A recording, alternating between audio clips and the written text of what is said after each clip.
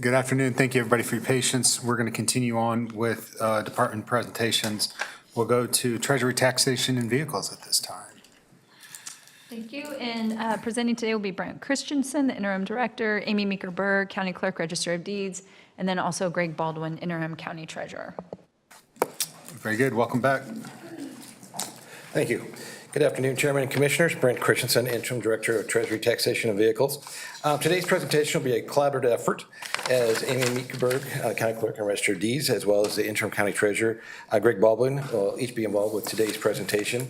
And for those not familiar with TTV, our office is responsible for recording and maintaining land record documents, motor vehicle titling and registrations, property tax calculations, tax billing and disbursements, as well as investment oversight and cash flow management. This budget has been developed to support our strategic priorities while maintaining financial sustainability and managing risk. Today, we will provide an overview of our request for additional resources, the continued refinement of the property tax relief program, and our major revenue and expense drivers related to motor vehicles and the resulting financial outlook beyond 2027. Our goal for the board is to understand our strategic choices reflected in this budget and any decisions requiring your consideration. And with that, I'm going to hand it over to Amy Meeker-Berg.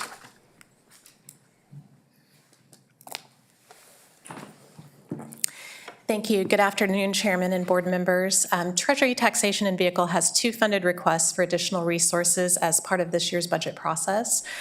The first request is for additional motor vehicle specialists to help address increasing transaction volumes and long customer wait times. In 2025, the Motor Vehicle Division processed more than 742,000 transactions, and customer wait times were more than 3 hours on average for the service. The 2027 budget funds 8 of the 14 requested positions at a cost of $662,182. Funding is supported by the increase in the motor vehicle transaction fee from $5 to $6, authorized by state legislation. These additional staff members are expected to improve service capacity and reduce average wait times. The second request is for $500,000 in one-time funding to continue the property tax relief program for another year. The eligibility requirements are projected to remain the same. And together, these both support improved customer service and continued assistance for residents facing property tax challenges. With that, I'll turn it over to Greg to go into more detail. Thank you. Thank you, Amy. Good afternoon. As Amy mentioned, one of our major priorities for 2027 is continuing the property tax relief program. And to show how the program has evolved and why ongoing funding is essential, I'd like to highlight the results from the past 3 years of the program. In 2024, 207 eligible applicants received $41,197 in relief. In 2025, we removed the $200 refund cap, which increased the applicant pool to 359 eligible applicants, receiving $184,721. In 2026, we recently concluded the 2026 program. We expanded the home value to $500,000 and removed the age and disability requirements. This resulted in 687 eligible applicants who are scheduled to receive $403,721 in relief payments later this month. These results demonstrate the growing need for this program and why sustained funding in 2027 is so important. With the proposed $500,000 in fiscal year 2027 funding, we recommend maintaining the current eligibility requirements with an ongoing focus on supporting very low-income households. Next, we're going to talk about the motor vehicle fee bill, SB 325. And first, I'm going to outline its impact on our operations for the 2027 budget and beyond. This bill was more than 10 years in the making, and we are very pleased with the successful outcomes from its passage. The key provisions of this bill include: it first renames the facility fee to a transaction fee on all eligible title and registration transactions, not just those processed in office. So that's the key difference there. Second, it establishes the Vehicle Services Modernization Task Force to evaluate current vehicle services and to recommend service improvements. And third, it specifies that county retained motor vehicle fees must be used in accordance with board approved policies, which is already consistent with our current practice. The graphic at the bottom of this slide shows the timelines, or the key milestones on the timeline. Effective July 1st, 2026, in my role as interim county treasurer, I authorized the Kansas Department of Revenue to set our transaction fee at $5 for the remainder of the year.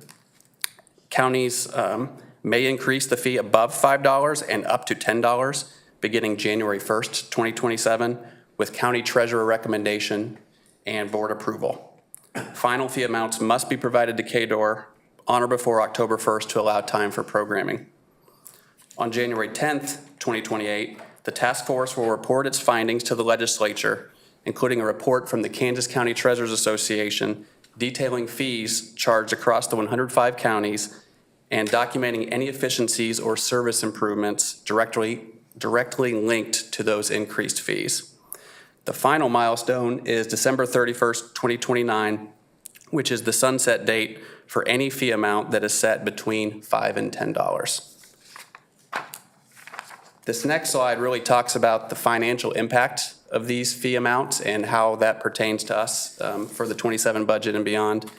From a financial standpoint, the $5 transaction fee beginning July 1st will generate approximately $1.2 million in additional revenue this year and $2.4 million annually starting in 2027.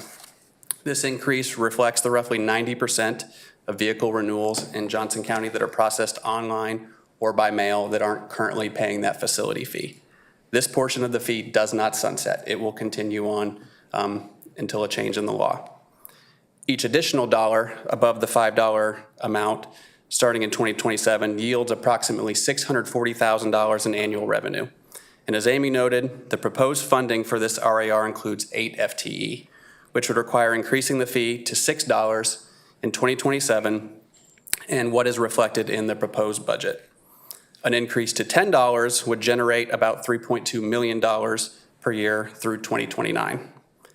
Based on the direct motor vehicle costs identified for Johnson County in the 2025 legislative post-audit report, I would recommend increasing the fee to $10 to fully cover operational costs for the next 3 years. Per statute, any surplus revenue generated by this fee must be transferred to the county general fund at year end. At that point, under a board resolution, those funds could then be moved to a new restricted motor vehicle fund to support the 8 additional FTE and any other motor vehicle operational expenses for 2030 and beyond, if no further fee increases are allowed. Our goal in this budget process is to finalize the transaction fee for 2027 so we can meet the reporting requirement on or before October 1, and we welcome any direction you can provide on that item. And with that, that's all our comments, and we're happy to stand for any questions. Greg, thank you. Why don't you stay up there right now? We can take this kind of in 2 steps because there's 2 really big rocks within this presentation. Let's talk about motor vehicles first. Just to get directly to it, I appreciate your recommendation of increasing the fee right now as proposed $6 to $10. For the rationale that you just stated, right now, it took 15 years within the legislature to get even just this 3-year period. Not only can we make sure that we can maintain the level of service we currently provide, make sure we're not funding it or subsidizing the state through ad valorem property taxes, and if there's additional fees there, we can utilize those for this moving forward, so that if the legislature so chooses not to enact new legislation in 3 years, we can not only continue the new level of service, the enhanced service that we are planning to provide here, but also make sure that we don't have to subsidize this with state revenue. To me, it's a small increase in fee, but would have a large impact overall in Johnson County. So that's going to be my recommendation for this board. Commissioner Allenbrand. Well, thank you so much for what you've done. I 100% am with you, Chair Kelly. I just recently was out at the Olathe location, and I think it runs so well, and having the 2 people up front to help. But that line just gets backed up. You have to have more employees, and you need to do this. And I think we need to go ahead and go for the $10 because it just makes sense to be able to finance that for the next 3 years, because we don't know what will happen.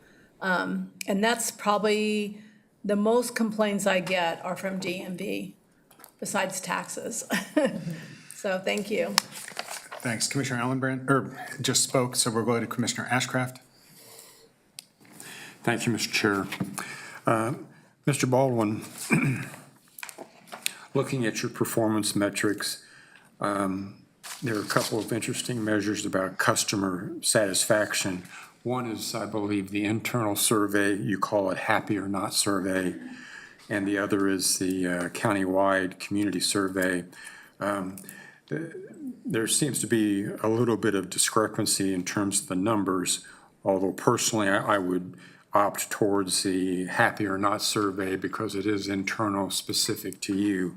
And reflecting on that, I look then at the wait times that you have reported, and even based upon your current funded recommendation, you're estimating an improvement to 80 to 120 minutes, so almost an hour and a half to 2 hours. And I'm just wondering, in the field of DMV, what's the best practice? I mean, most circumstances I'm in, if I have to wait more than a half hour to do anything, I'm pulling my hair out, and obviously I've pulled a lot of hair out.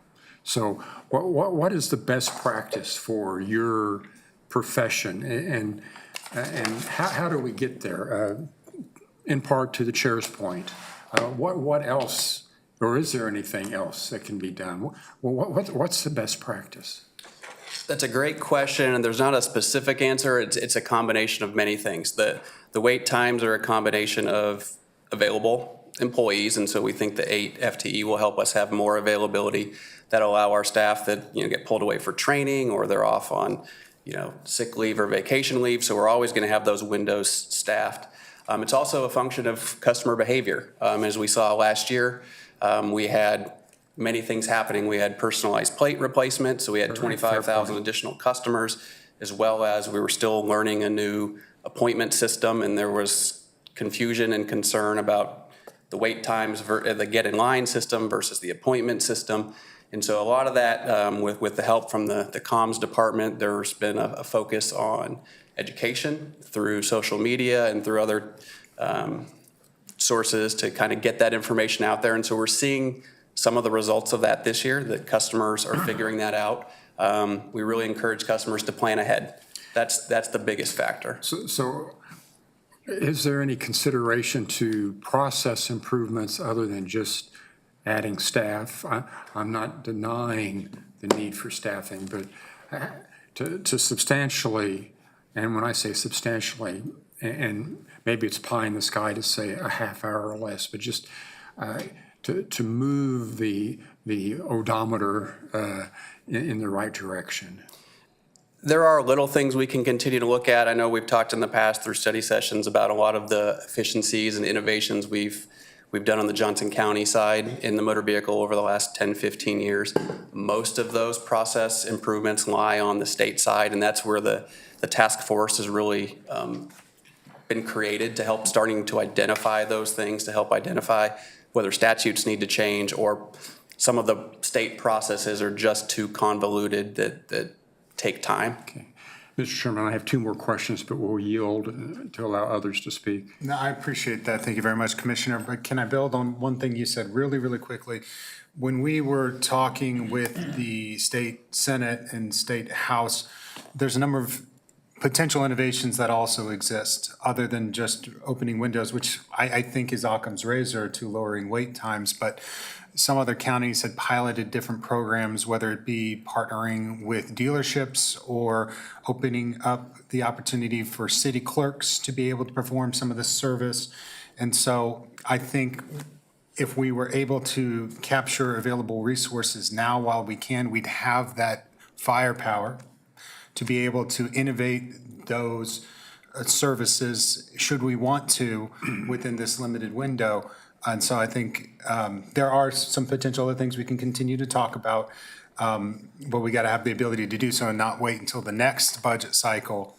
I want us to remain nimble So if you want to comment on that, by all means. I was just going to say, Mr. Chairman, Oklahoma has what they call a tag agents network throughout the state that helps supplement that. I'm not advocating for that necessarily, but to your point, other contact points that will drain off excess visits, make it more customer focused or closer to the customer. So those are, I would just hope it's just not add more people for the sake of adding people. And I'm not saying you don't need it, but the process just, to me, seems flawed.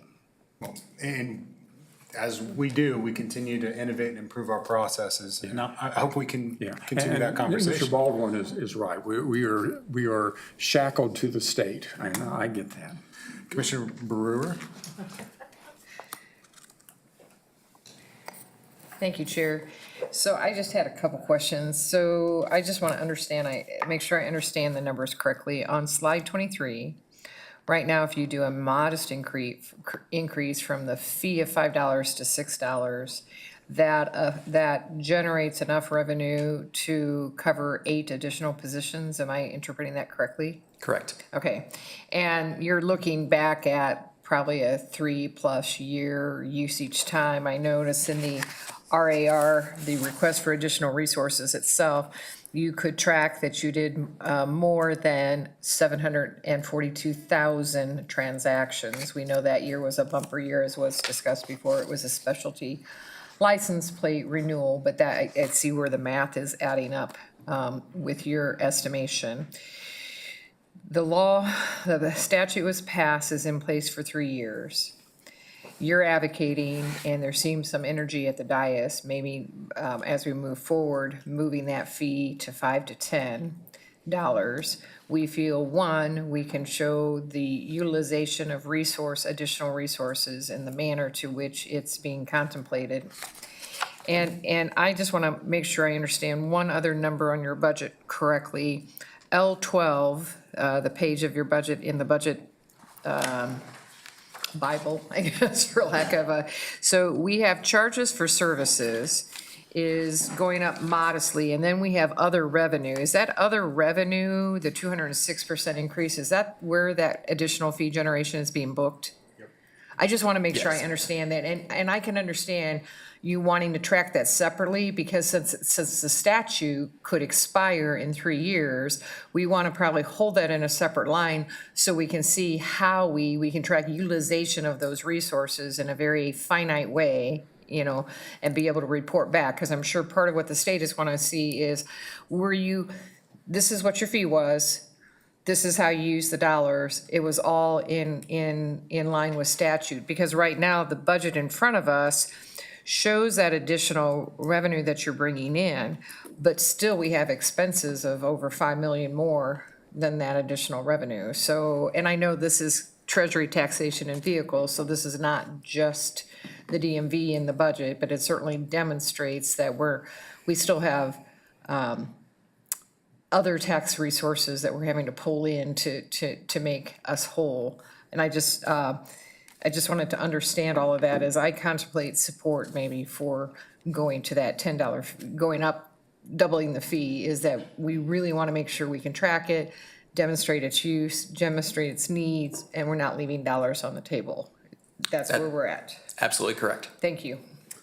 Commissioner Myers? Thank you, Chair. I don't know if you're looking for consensus, but I'm on the same page as you with this item. I will say this, and I'll just be frank with the number of concerns that I get from DMV. First of all, I get more concerns about DMV than I do taxes. And I'll also say that my concerns mostly are in greater number at our Mission location than they are our Olathe location. I don't know why. I'm just saying that's what I see and that's what I hear. Some of it probably is because my representation is more in the Mission area than it is Olathe, but that's just what I hear and what I see. So I'm in line with what you're wanting to see, Chairman, and so I just wanted to make that point. Commissioner Ash, have more questions on this topic or a Yes. different? Okay, go ahead. Thank you, Mr. Chair. Mr. Baldwin, two unrelated questions to your metrics. I was noticing that there was a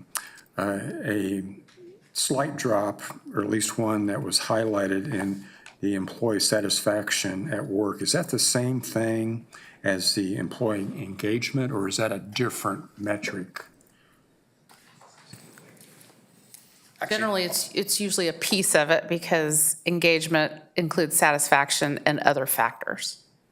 Well, okay, I'm just trying to understand the metrics as they come forward for comparisons. So this one, I think Chief David's was engagement, or the sheriff's was engagement. That's different than this, or is it the same measure? I'm trying to I'll look to understand. budget for that because I think they tried to be consistent with the engagement score, so I'll look to budget for that answer. Well, I kind of thought that too, but the titling just confused me. But the question is, what effort, I don't see anything directly related unless you think it's the staffing at the DMV that is driving that satisfaction or that shift in satisfaction or engagement. If there's anything else that you're intending, and if it's in the budget, I just didn't see it. I'd be happy to answer that question and expand on it. That question in our performance KPIs, that is a standard question for all departments in the county. That percentage of satisfaction that percentage of satisfaction with engagement. And so while you see a drop in that overall for the department, I can speak to the fact that our total engagement survey for TTV, we saw an increase from employees in engagement. Our overall favorability increased from 71.8% to 80.4%. And so while motor vehicle does have a strain, and I think we can all understand that that's somewhat of a difficult area, the overall department score has increased in favorability, and I think that goes to leadership's consistent communication and clear direction on our initiatives and strategic goals. Well, I'm just a little confused because what's in the book, I'm not disagreeing with you, doesn't seem to reflect that, so. Yeah, what's in thank the you for book is one clarification. question out of the entire engagement survey okay. questions. I think 40 questions were where we All right. started. And then, is there an opportunity to do what some of the other departments have done related to percent of annual operating expenditures to adopted budget? I don't see that metric in here. That is in an effort to not have that metric as part of the standard, talking again about what the goal is, and is being closer to 100 better, or is using less of your budget amount compared to budget or actuals, is that actually better? So we're trying to move away from that metric a little bit to find one that more represents responsible spending. And to the point, though, this year, we've been trying to encourage frugal use of resources, so I'm just confused by that. Thank you. But I think it's something we do every year too, is to encourage that use, but also maintain the level of service that's necessary and expected. Correct, and it can fluctuate each year, as we said, as we don't include inflationary increases automatically. If a department continues to feel pressure, for example, this year with fuel costs, you might see that you are closer to your 100% because you are trying just to pay for fuel and having to shift resources. So again, it's really variable, and as Mark said, that's really why we're trying to move away. All right. Any further discussion or comments related specifically to the motor vehicle fee? I've heard some, at least consensus, on the $10. Can we move that forward as part of the budget right now? Okay, great. I'm sorry, Mr. Chairman. Can we put it on the revisit list, or do you want to have the full discussion now? You can, but I'm seeing consensus from a majority. If you would like to put on the revisit list, by all means, let's do it. Okay. My only observation is I understand the use of the money, but if it's exclusively for personnel and not looking at process improvements. That's the rub for me. I'd like to make sure we do that at least equally, if not first. And I think we discussed how we would utilize it, at least in the first year, with the 8 additions, and then continue to have discussions about opportunities for innovations and enhancement. Is that everybody else's understanding? Commissioner Hanslick? I'd be glad to make a motion to direct staff to move to the $10 fee and also encourage staff to continue looking at other non-financial efficiencies to address the issues in the DMV, if that would be helpful. I feel like it's just so moved then. So moved. Meyer, second. There you go. Commissioner Allenbrand? I just want to make a comment, and it's probably because I like cars. I'm in and out of the DMV at least every other year, and they have done a lot of things to improve. If you're out there, I mean, with the people helping, there's a machine where you can go. So there's a lot of implementation that you've done, but you don't have the bodies. So, and no matter what things you put in, having those 2 people in the front, I mean, even though you know what you're supposed to have, people still don't know exactly what they're supposed to have, especially if you're buying a used car and you've got to go do other things. So I compliment your team for all the things that you've accomplished over the last 5 years that I've been out there. So anyway, I just wanted to make that comment. I just wanted to share that. Thank you. Commissioner Ashcraft, you have the floor. Yes, Mr. Chairman, to Commissioner Hanslick, if her motion by reference includes process improvement, that's the term I would use, and I am supportive. I would accept that amendment. So we, I mean, it doesn't have to be that formal, but. I think that's fair. Okay, so amended, so seconded. Further discussion? Would the clerk call the roll? Commissioner Fast. Aye. Commissioner Myers. Myers, aye. Commissioner Brewer. Brewer, aye. Commissioner Hanslick. Hanslick, aye. Commissioner Ashcraft. Yes. Commissioner Allenbrand. Allenbrand, aye. Chairman Kelly. Aye, 7 in favor, none against. Is that consistent with your count? It is. Very good. Moving on to the second big rock, property tax rebate program. Again, Mr. Baldwin, thank you to you and your team for this work. I know that there's a lot of folks that are very grateful for this program. I'm glad that we have continued to enhance this program. I'm glad that we are funding it again in the 2027 budget.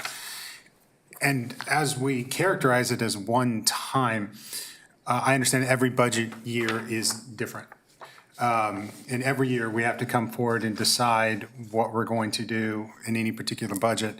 And I know this is maybe just a nuance to call it one time, but for transparency to the people of Johnson County, I would say that at least to me, this is not one time, that this is ongoing, this is continuous, that we will fund the property tax rebate program in perpetuity, at least until we have significant partnership with the state legislature on actually addressing property taxes and the funding of local government. So however you want to characterize it in the budget, so be it. But at least as of now, that is my position. And I wanted to make sure that was clear to folks. Now, that being the case, I think, and I appreciate the work that you've done in trying to enhance the notoriety of the program. And as you see here, 207 eligible applicants, 359, 687. Part of that is we've expanded the pool of eligibility, which I think is good.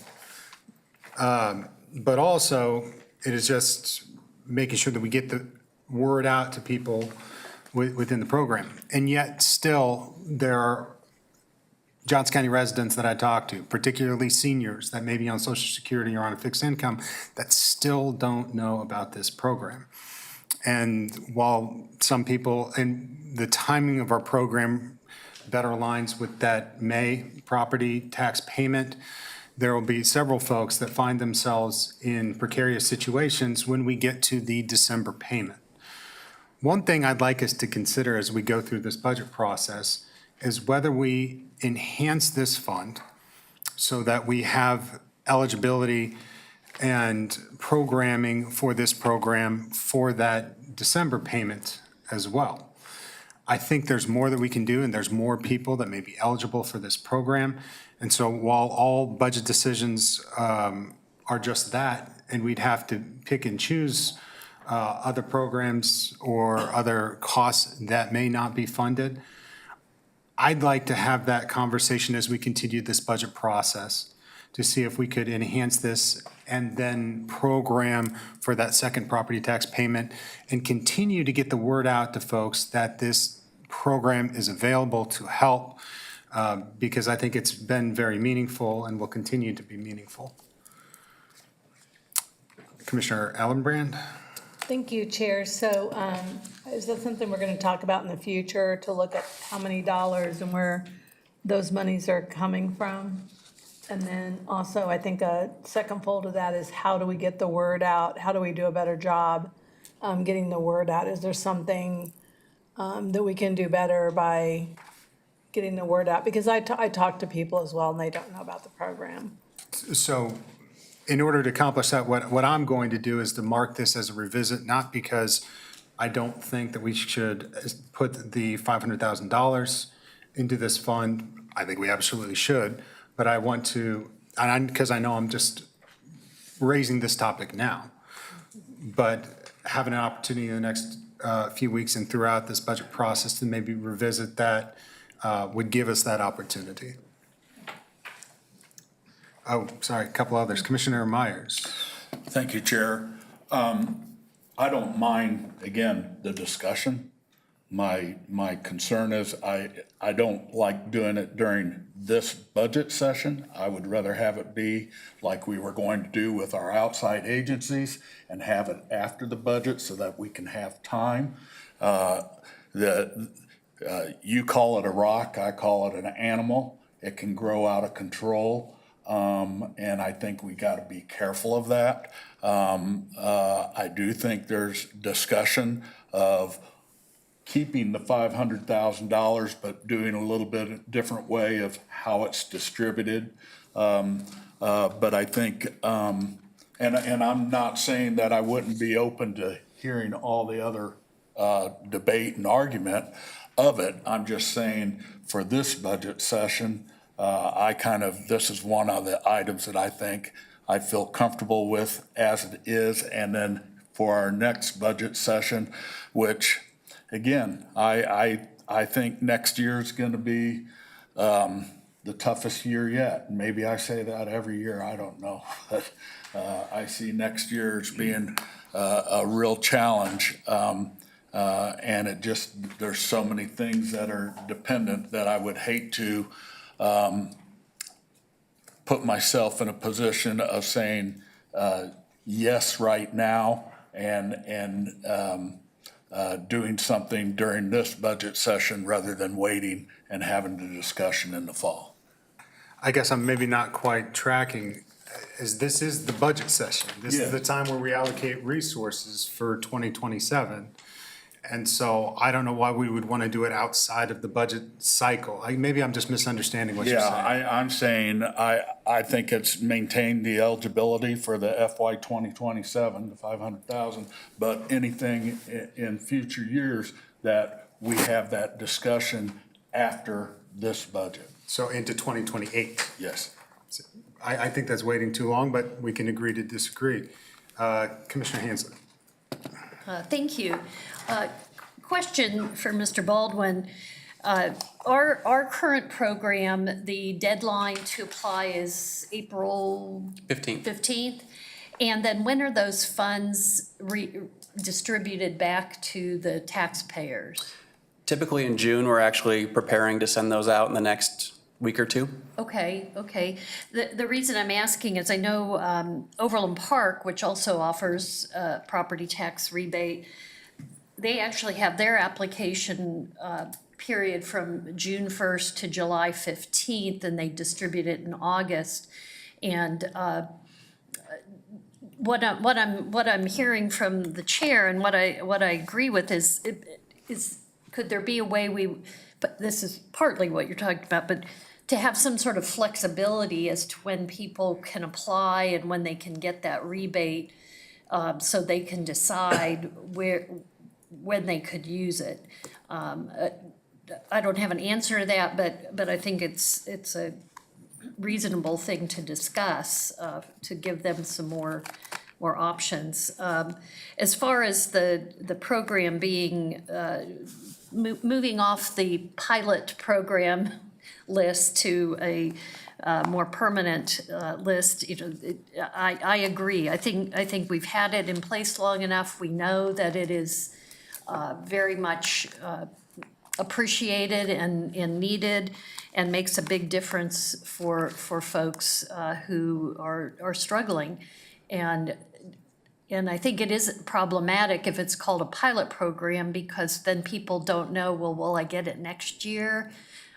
Just like it was such a relief to many of the seniors that I work with in District 4 that the value of the home was raised to $500,000, because every year they would call me, oh my gosh, this year's the year I'm not going to be able to qualify because my home's going to be appraised at $351,000. So I think it is something we need to consider, is giving those folks some security that we do intend to have this be an ongoing program. So those are my thoughts on it. Thanks. Commissioner Ashcraft? Thank you, Mr. Chair.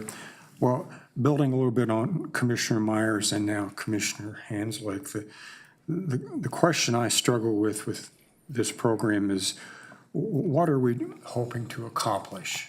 I believe it's a noble intent. But I struggle with, so what is the demand in the county? How many people potentially fall into this, and what does that look like?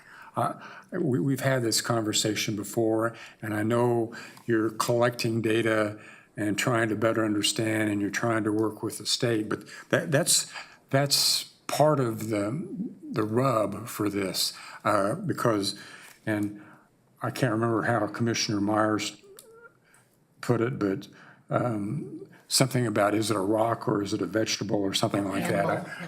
However, but it's just, it's potentially problematic if it's not directed towards a specific accomplishment.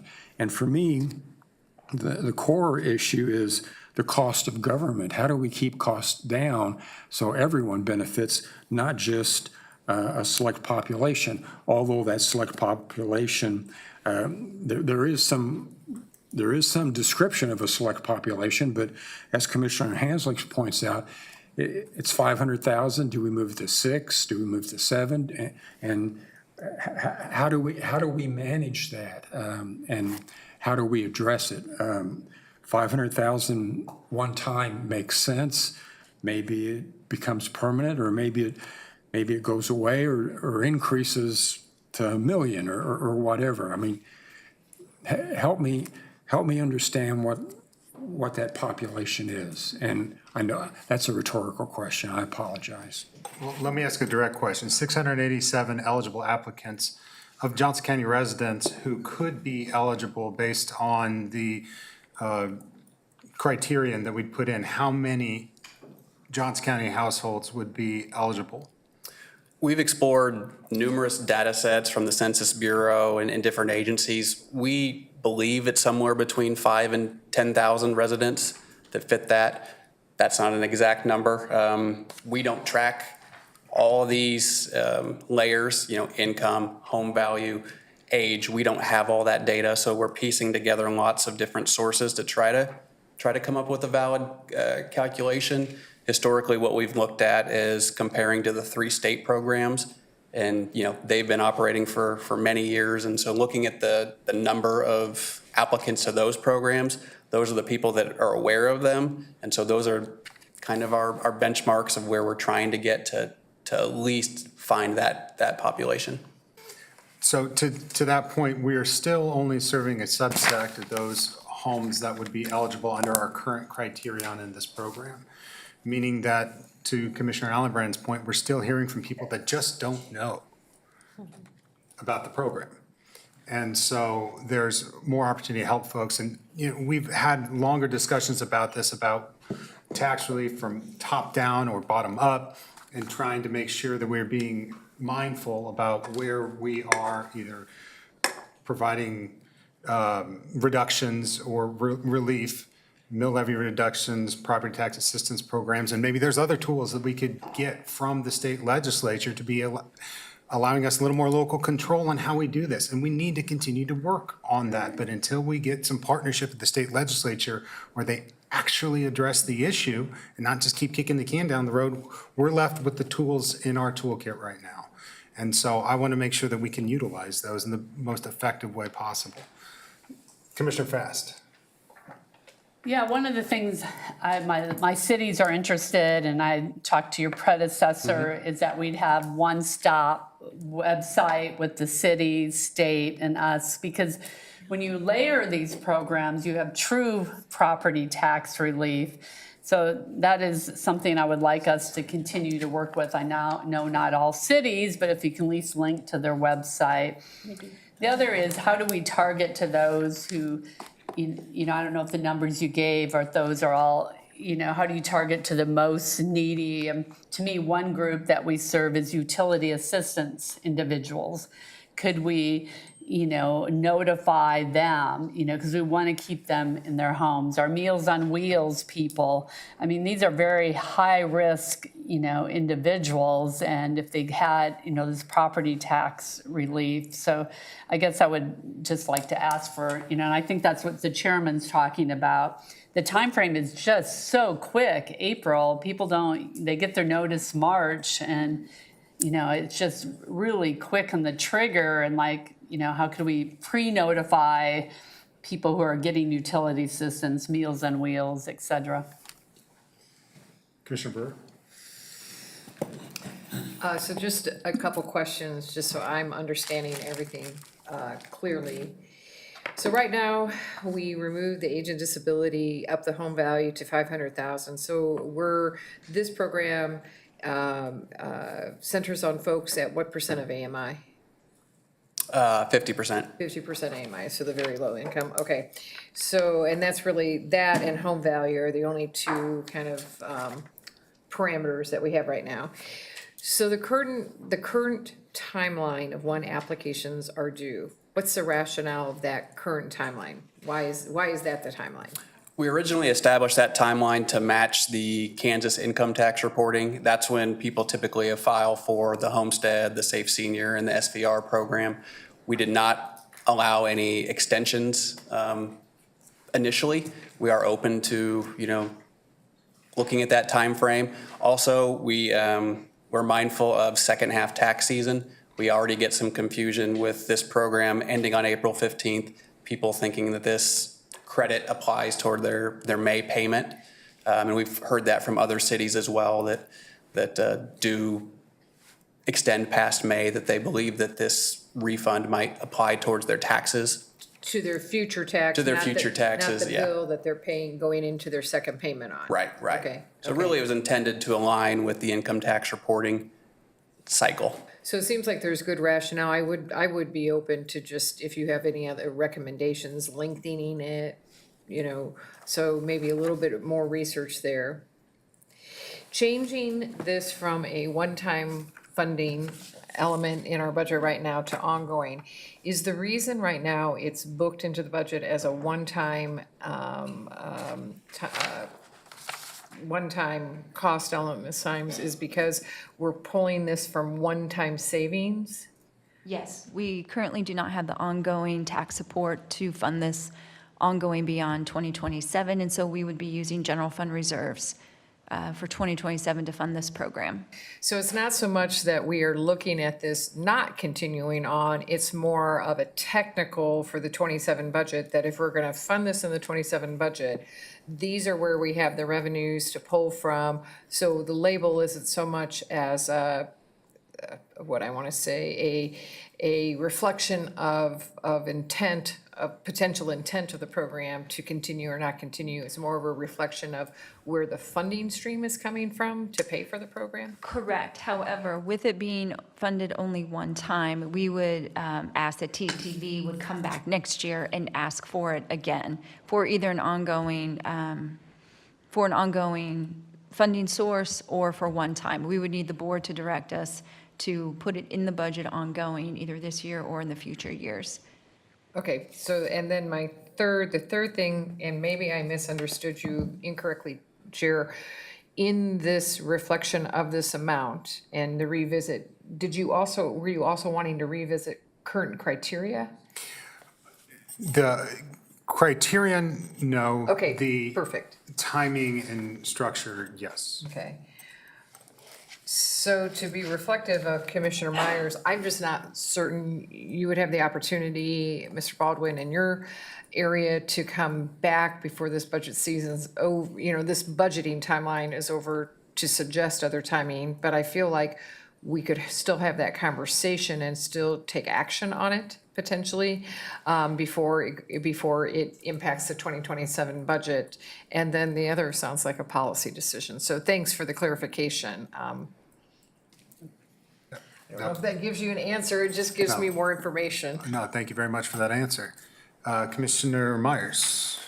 Thank you, Chair. One of the things that is very difficult, I'm assuming, I don't know that we have this data, but are we receiving data of knowing how many of these residents that are going through our relief program versus the other relief programs that are available to them?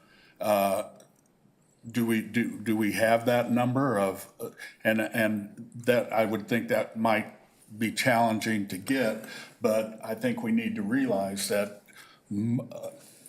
I don't know how many.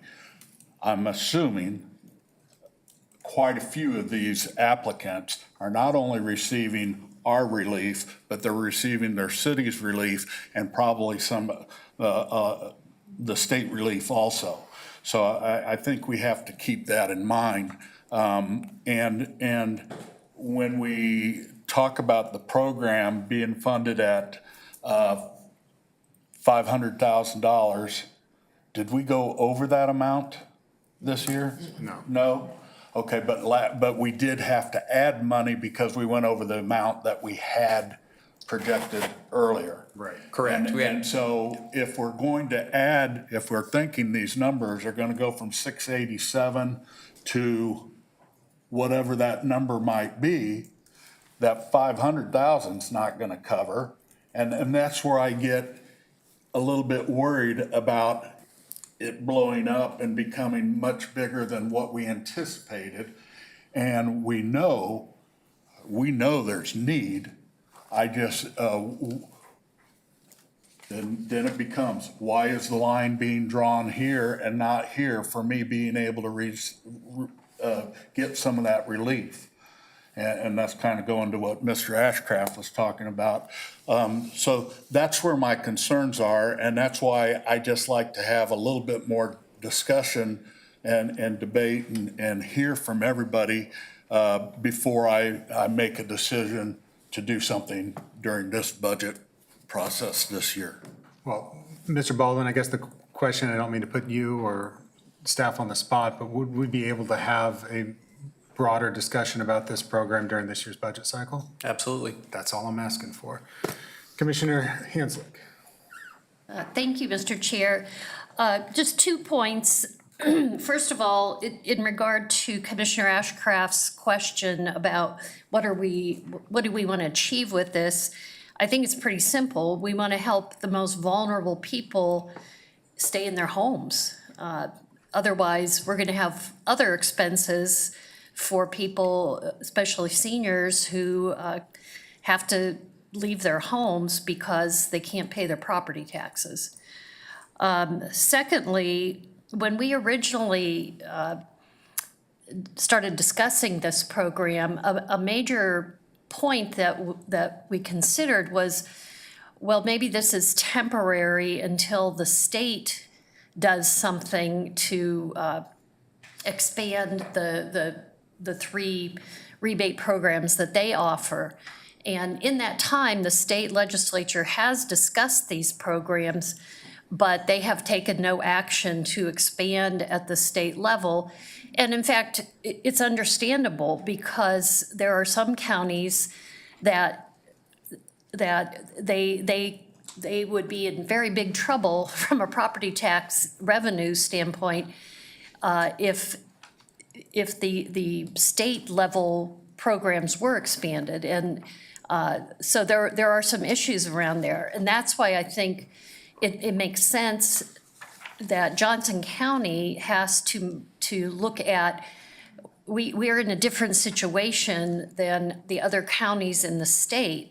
And so we have to have a program that meets the needs of our vulnerable people, not a one-size-fits-all for the whole state. So I do think that it's important to recognize that was always part of our discussion, that maybe this could go away if the state would take other action, but the state will not be taking that action.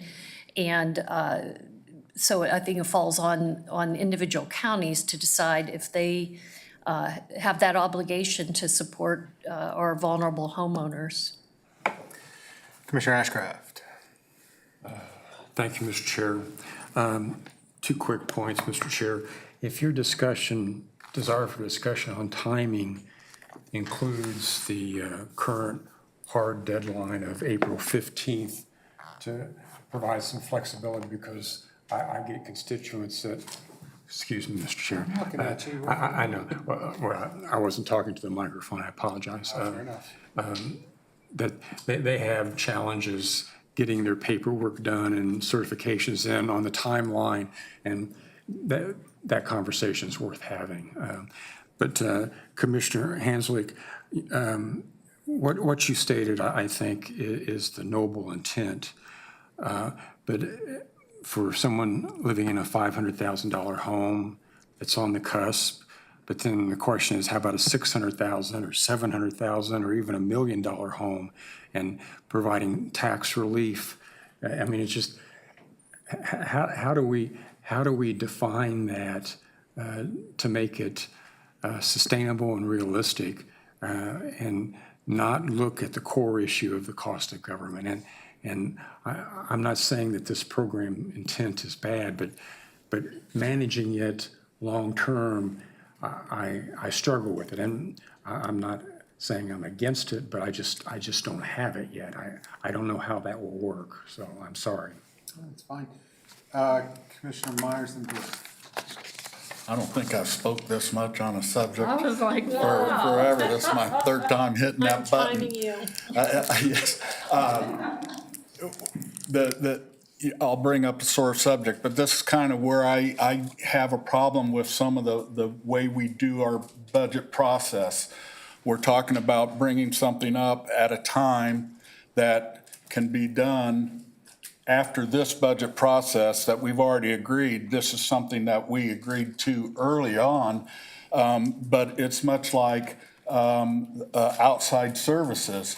We're going to be bringing outside services in, and then if somebody doesn't like this or that answer, then they're just going to throw a number out there that's going to try to get it to stick with a vote being made after something was already said about how we were going to do the process. I'm feeling a little bit the same way with this.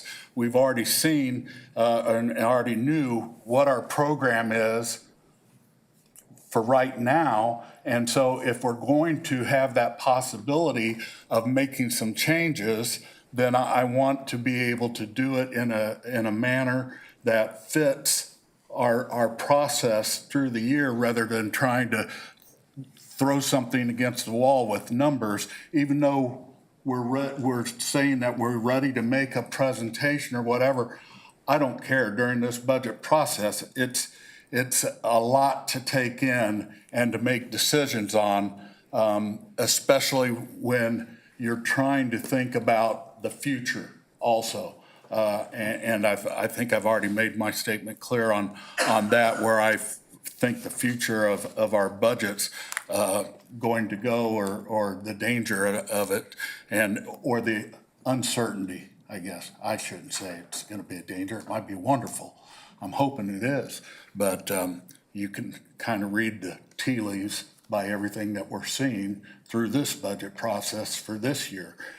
I thought it was going to happen this year, and it seems like we're pushing it a little bit further down the road before we're going to have to make some real tough decisions. Yes, thank you, Chair. Just a couple of short things. One is, today, when we send out property tax information, do we have something in those bills that go out today that talk about the property tax relief programs? One of the elements that had been discussed today is how to build awareness. I'm just wondering if that's one of the tools we use. We don't send anything about the county's program in the tax statements, and that's intentional. We are required by law to send the 3 state programs. However, given the smaller ratio of people that qualify to the larger number of the 225,000 tax statements we sent out, that was intentional to not I would ask us to put that out rethink there, but that's something we can Yeah, consider. I would ask us to rethink that. I think at a minimum, having a link to our website that fully explores the variety, because I think we even mention our website that they can check out their cities too for. Correct. And I think we have to remember all these tax relief programs, property tax relief programs that people can potentially qualify for, be it at the state, city, or county level. There's still other taxing entities on my bill that are significant that are not, there's no relief for. So I think at the most, if I was successful and qualified for all and did the due diligence and the paperwork, I maybe would qualify for about 50% of my tax bill relief.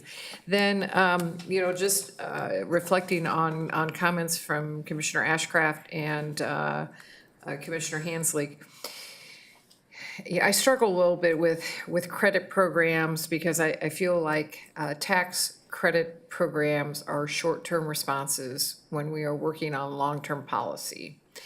I've kind of modified that thought a little bit over time, and I'll say in a moment why. But I think in addition to other state tax relief programs that Commissioner Hanslick had mentioned, I think the other bigger issue is today the state can pick and choose what types of property gets taxed to what extent. And we at the county and city level cannot. When we levy a mill, that's for all property, not just one type of property.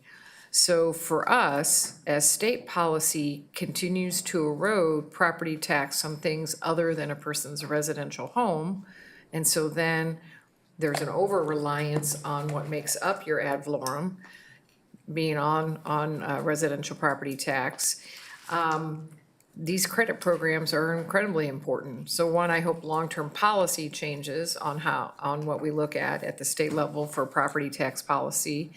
I've also, where my thought has changed a little bit, is I also understand that in the big picture, I can't pick and choose when I send out a mill levy, what property doesn't get taxed or not. The credit program allows me to provide that relief valve on certain types of property for folks at certain income levels. I don't know if that would ever go away because we're going to have that extremely vulnerable population in some subset where no matter what overall state tax policy is, as Commissioner Ashcraft shared, to keep overall costs down, you're always going to have a vulnerable segment that's disproportionately impacted. So I am seeing the value of the credit programs for that. But for today, that's why I think part of the reason these these property tax credit programs you're seeing at the city and county level are not only what I want to say coming into being, but more money at the local level going into it, because it is one of the little relief valves that we can do in lieu of being able to make big changes in property tax to really impact a subset of our population and maintain stability. So, thank you. And we've all kind of been around the world on this, so let me try to bring it around with still some great departments yet to come.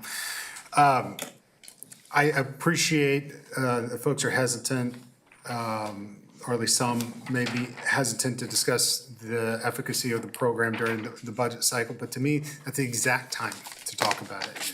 Because depending upon, to Commissioner Brewer's point, where we have the levers to be able to affect folks, and those levers may be few and far between, given the state's prerogative on all of these issues, we need to make sure that our programmatic side and our budget side marry to the point that we are able to have the impacts that we are hoping to have within the program in 2027. So to me, it's the perfect time, the right time, the necessary time to talk about the program. And I'd hope we'd have that continued opportunity to do it. I feel like there's good energy around this too, because everybody's talking about it. So I'd like to do that. And I appreciate Mr. Baldwin's help in giving us the tools to be able to continue that conversation. So thank you, Mark, as you will, on the revisit list, but for the sake of time, we're gonna keep rolling. Thank you very much. All right, and at this time, we will say thanks to TTV and welcome up Johnson County Wastewater. And we're gonna switch out real quick. Yep. And wastewater will come up. Okay, so then we're gonna take just a brief break for technology. We will be right back. Thank you for your patience. Mine's not exactly technology.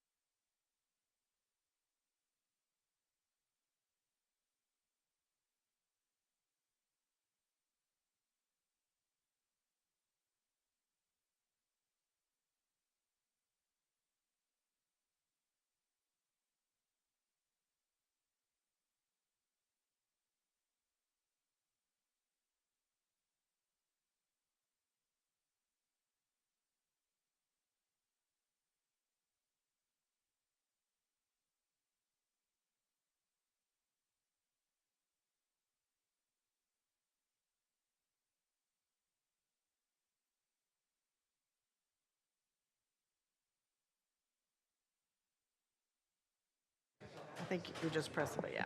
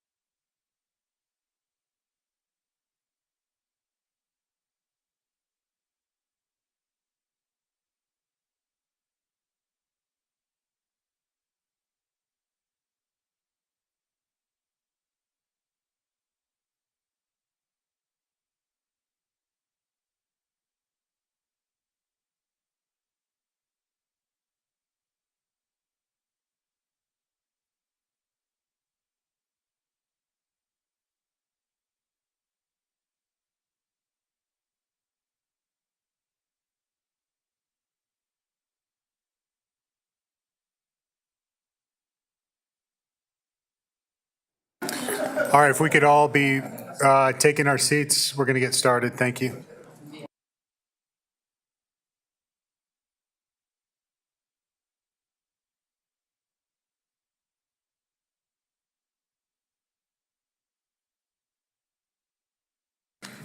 It is all Commissioner Myers' fault today. Just putting that out there. In terms of words over average, I think Commissioner Myers is batting about 2,000 right now. I've taken arrows before. No. I love the discussion.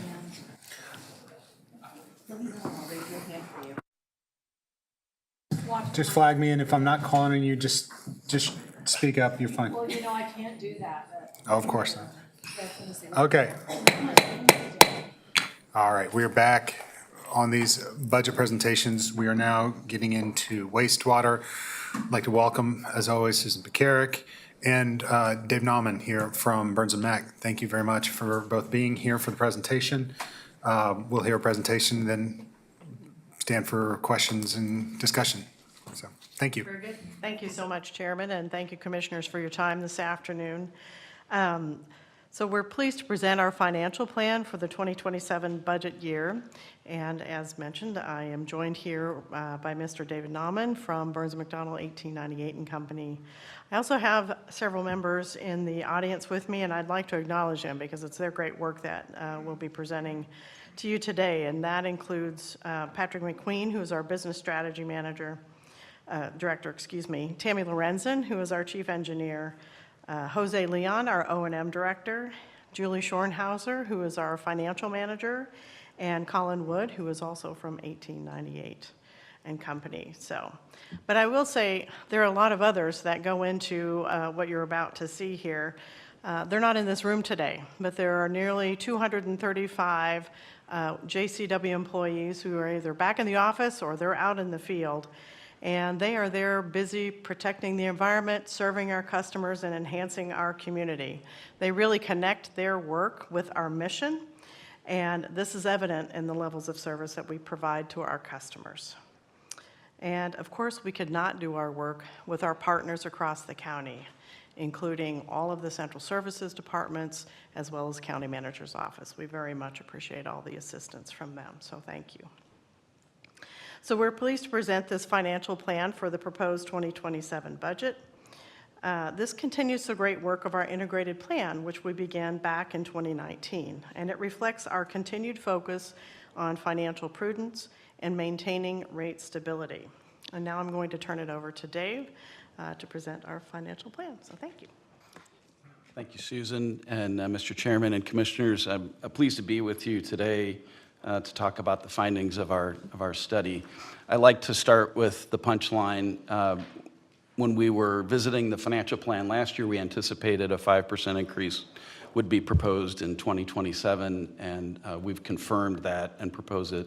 It amounts to about a $2.73 per month change for your typical residential customer. And what you'll see here in just a few moments is that your bills compare very favorably to other sewer service providers in the area. So I'd like to start with just a little background information in terms of context around what we see happening to household water and sewer costs in the U.S. We compare against the Bureau of Labor Statistics Water and Sewer Maintenance Series, as well as the National Association of Clean Water Agencies, which is a sewer-only advocacy group. Both of them maintain indexes of what things cost, and they cluster around 4.5% to 5%. That holds historically back to about the year 2000. And when we compare that against what we think of as general inflation and CPI, it's substantially higher. And there's some reasons for that. We've got a lot of aging infrastructure, changes in usage patterns, regulatory pressures, all those things conspire to create that trend, but it's helpful context when we start looking at your financial plans. This graph shows you what had been anticipated for revenue increases in a given year versus what was ultimately proposed and adopted. And what you'll notice is that by and large, with maybe one exception, the utility's been able to live within that forecast or do something less than what had been planned. And I think the exception in that was in 2018. And as Susan was mentioning, I think a lot of the stability that you're seeing in the last several years is rooted in the integrated planning, which allows you to stage the big investments you need to make in your wastewater treatment facilities out over time. And this is the other bit of background information around your residential bill. And what you'll see is Johnson County wastewater among regional wastewater purveyors is the second lowest in our survey. The average in the survey is about $62, and that is up compared to what we saw last year, about 6.4%.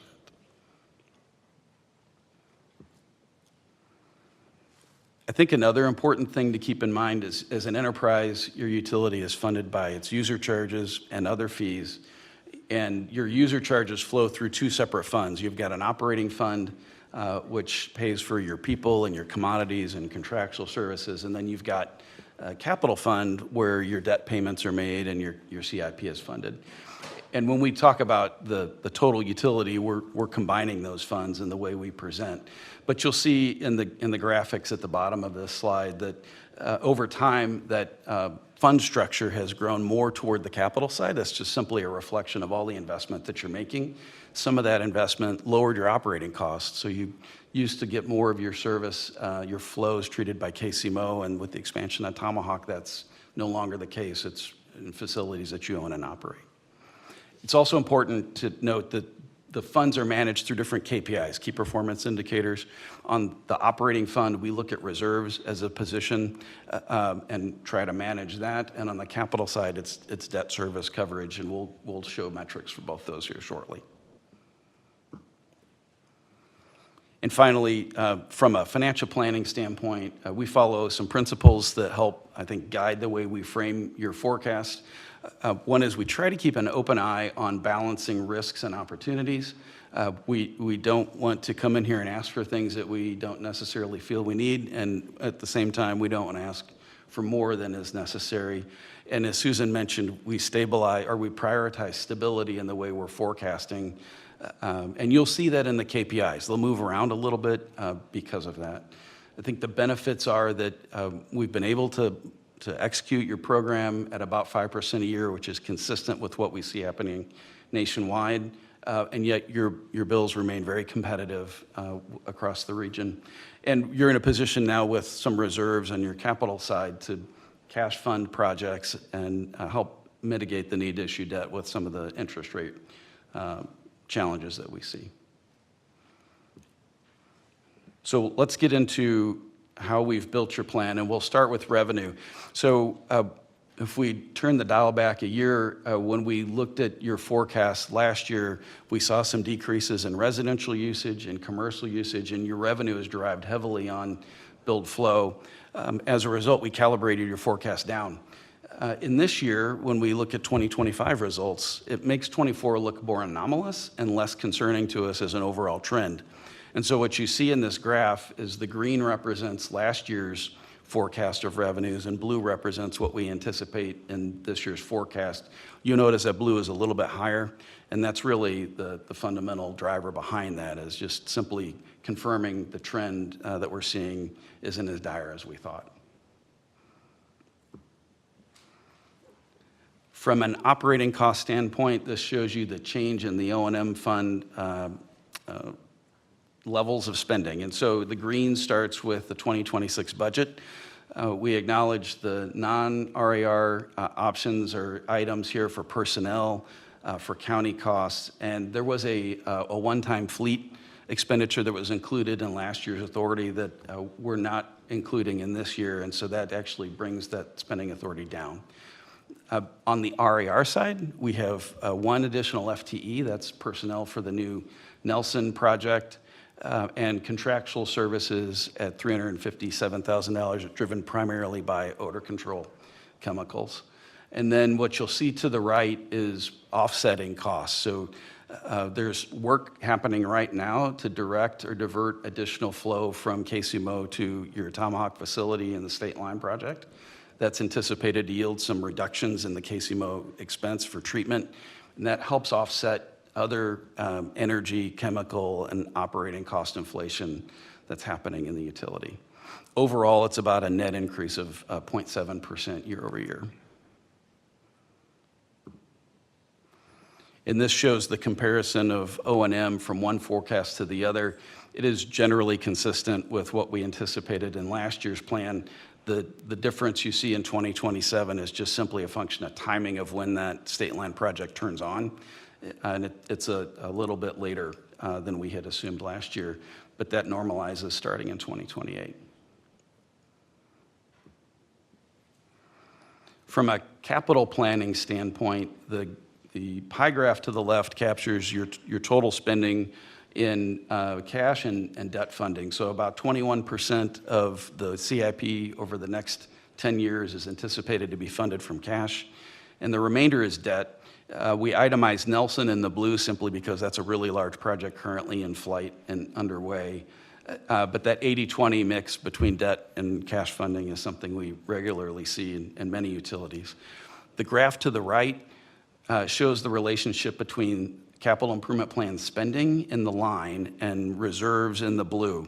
And you'll notice there's a dip in the middle, and what is happening here is you're transitioning from the Nelson project, which has your spending relatively higher right now, and then toward the end of the forecast, we have the next phase of plant expansions, which drives that spending up again. And in the middle, it's more routine and regular capital investment, which is why you see the U-shaped nature of that curve. We build reserves up when we start entering the periods where your expenditures are rising because you issue debt once a year. It typically is proceeds are available in August. And we want to make sure that you've got the liquidity you need to be able to fund projects January 1. As that spending comes down, the balance will come down too.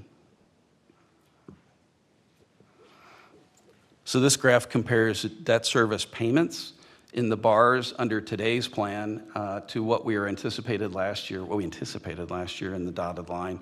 It is relatively consistent as well. There is a little bit of movement, slight favorability in the very end, but mostly just a function of timing of projects.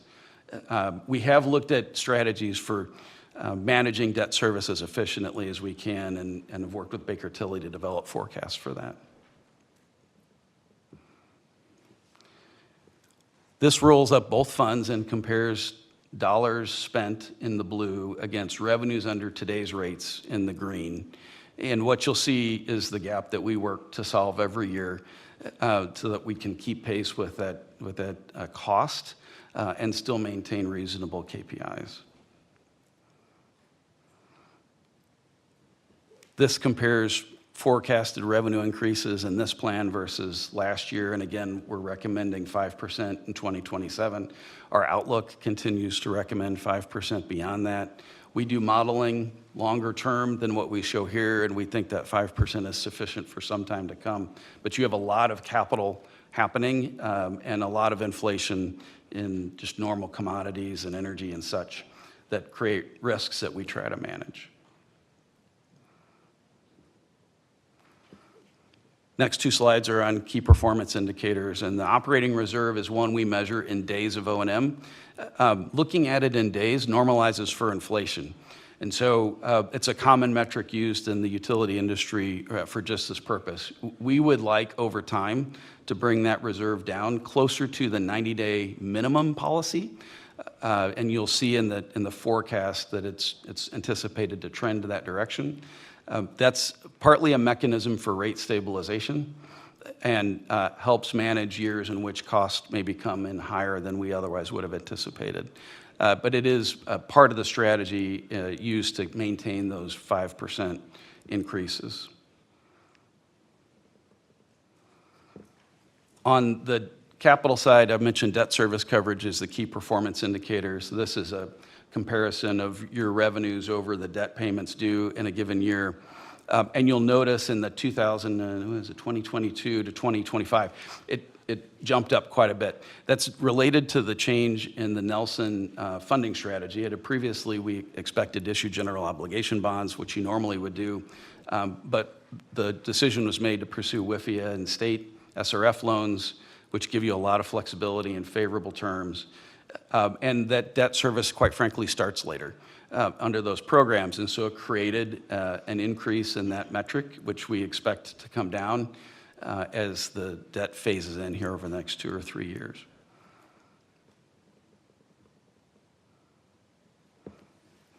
This shows you the recommended rates for 2027 and beyond. That service charge is proposed to increase at $1.08 per bi-monthly bill. The volumetric fee is proposed to increase at about 55 cents per 1,000 gallons. And we recommend maintaining your system availability charge at its current threshold. In terms of impact to your typical bills, I mentioned earlier it's a $2.73 impact per month. You can see that highlighted in the blue boxes. We also show what lower usage customers and higher usage customers and a typical multifamily would also see in terms of bills. When we include that additional $2.73, it pushes JCW just up slightly over that NACWA average that we follow. But from a competitive positioning standpoint, we don't expect there to be much change. We do anticipate most of your regional peers will be adjusting rates, and so this is just a snapshot at this moment. And the last slide is just simply the proposed rate table for 2027, and this shows the service charge and volumetric fee and then the itemized fees for customers that are billed a little bit differently, high-strength customers. All right, thanks, Dave. And so that's the conclusion of our presentation. We'll be happy to answer any questions. Well, Ms. McGarrick, Mr. Nauman, thank you very much. I think the name of the game here is consistency. Planning pays off, and allowing that consistency to our residents in maintaining those projections is incredibly admirable, and we thank you all very much for that. We're going to start with some questions. Commissioner Ashcraft wants to go first. Thank you, Mr. Chairman. Just an incidental question. On slide, I think it's 32, the KCMO rate is significantly higher. Do they use all those monies for wastewater, or do they use it to bleed off into the general fund? No, that's wastewater-oriented charges. It's an enterprise fund, just like our utility. One of the things that makes their system different is that they've been wrestling with a consent decree. Right, okay. Which has added a lot of expense. That makes sense. So related to that, on slide 37, there's some impact by the Tomahawk plant. When will that impact be fully realized in terms of helping them with their consent decree? All due respect to our neighbors to the east. When will we be unhelping them? Is that a term? So what you see reflected here, that is related to the state line pump station projects. And so we anticipate those to be wrapped up here end of the year, early next year. So the full realization of those 2 pump station projects, then we would anticipate would be included as part of the 28 budget. So that's soon. Okay, Yeah. good. And just as a reminder, the Tomahawk plant construction itself, we estimated that we would be, it was $750 million lower than the next lowest cost option over a 35-year period. So we've been realizing those savings at the plant for a number of years. I remember that. Last year you had 2 measures. One was satisfaction with wastewater services, and the other was annual operating expenditures to budget. We've already heard Mr. Mr. Dapp's observations on the budget question, but why did we remove the satisfaction with wastewater services? That was the metric from the community survey. So wastewater also conducts its own satisfaction survey, and we are surveying our customers. I think oh my goodness, the name's escaping me at the moment, but ETC, they did acknowledge that when they are surveying, as part of the community survey, they may also be capturing customers that are not part of Johnson County wastewater And survey. that's a good Service response. area. That's a good response, very good. A few weeks ago, Ms. McCarrick, we talked about some savings. I think it was about $5 million in changing, was it preformed concrete pipes? So how is that savings reflected in these budget projections?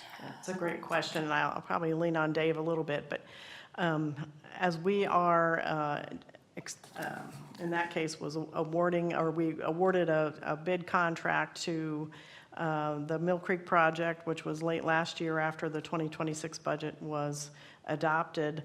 Those kinds of savings then get incorporated into the 2027 financial plan, and they're reflected here as part of our projections that he showed you as part of the capital improvement needs. But I didn't see any dipping in anticipated projected increases. So what and I'll again let Dave, because he can speak to this probably better than I, but because our projects are multi-year and because we're doing long-term planning to plan for impacts, whether they be positive or negative to the budget, we want to maintain that liquidity. Those KPIs that he was showing you when it comes to debt service coverage as well as operating days of revenue. So we are continuing with the 5%, which was part of the plan in order to maintain that plan. One So last things like question. that help us avoid those costs and avoid those rate shocks as we continue to prioritize rate stability. Very good, thank you. One last question, and I should have asked this first, earlier. Employees who are satisfied at work, you get solid marks, but I was wondering, why is the target for both 26 and 27 so low? Shouldn't you have a stretch goal? I mean, shouldn't you be shooting for 90% rather than 70%? Well, I would acknowledge that our goal, let's see, do we have a narrative here? So we're typically in that 70 to 75% range. It looks like we established a goal that maybe was captured around where the rest of the county sits, so the average across the county, and so Well, you're always typically in the striving to be high above 80s. that. Yeah. You're typically in the high 80s. I was just wondering why you did not have a stretch goal rather, okay, never mind, Okay. thank you. Thank you.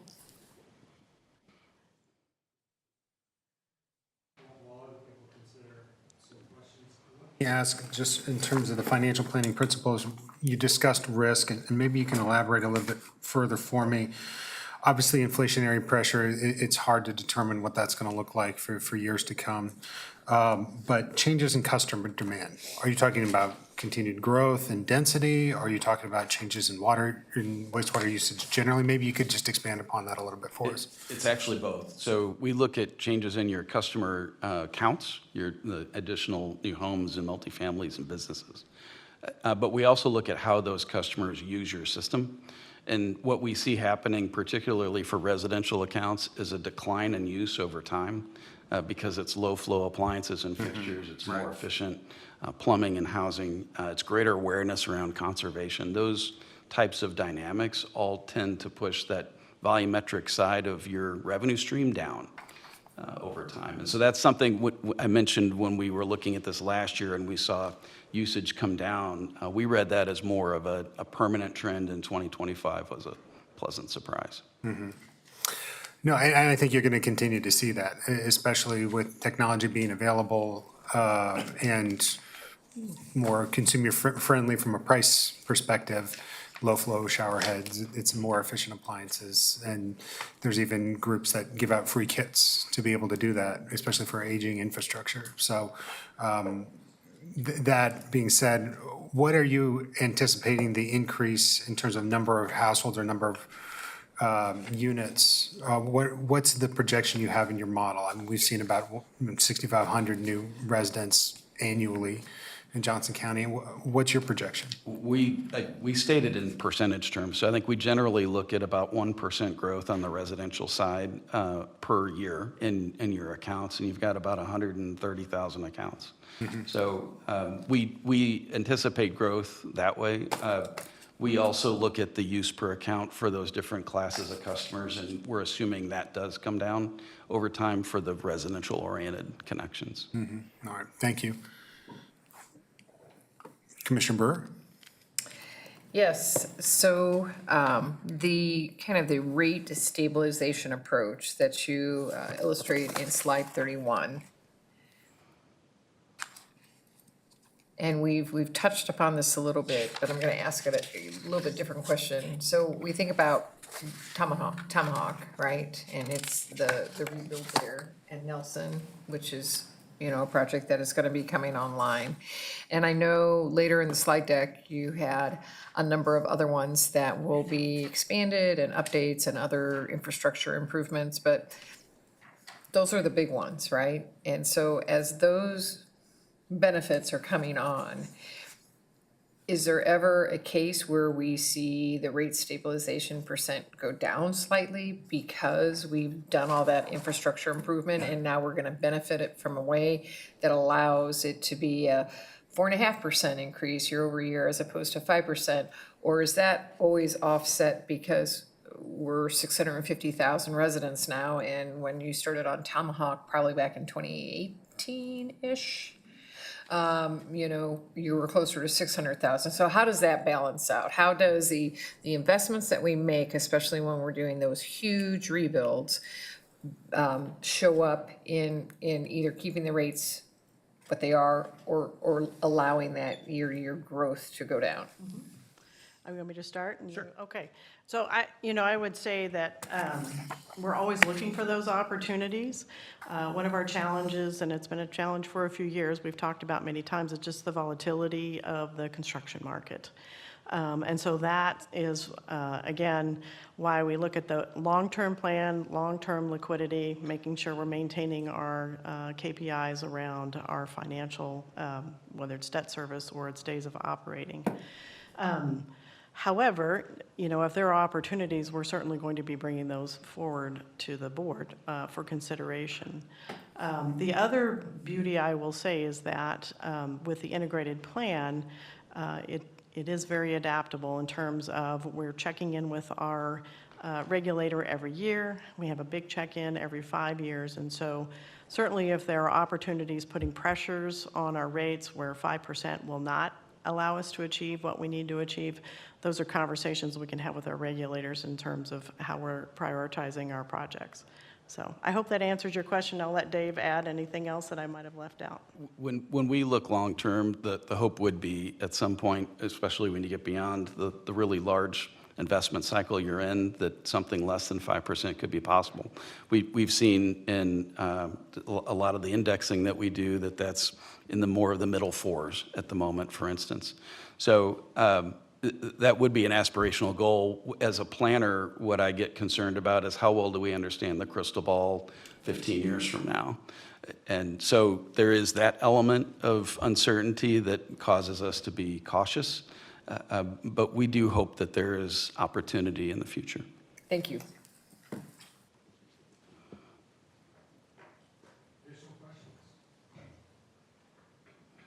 Okay, well, then we'll say thank you very much to the wastewater team. Thank you. Do we need a minute to switch things out, or can we move right into Public Works? We need a second, so we'll take a brief recess. Thank you, everybody.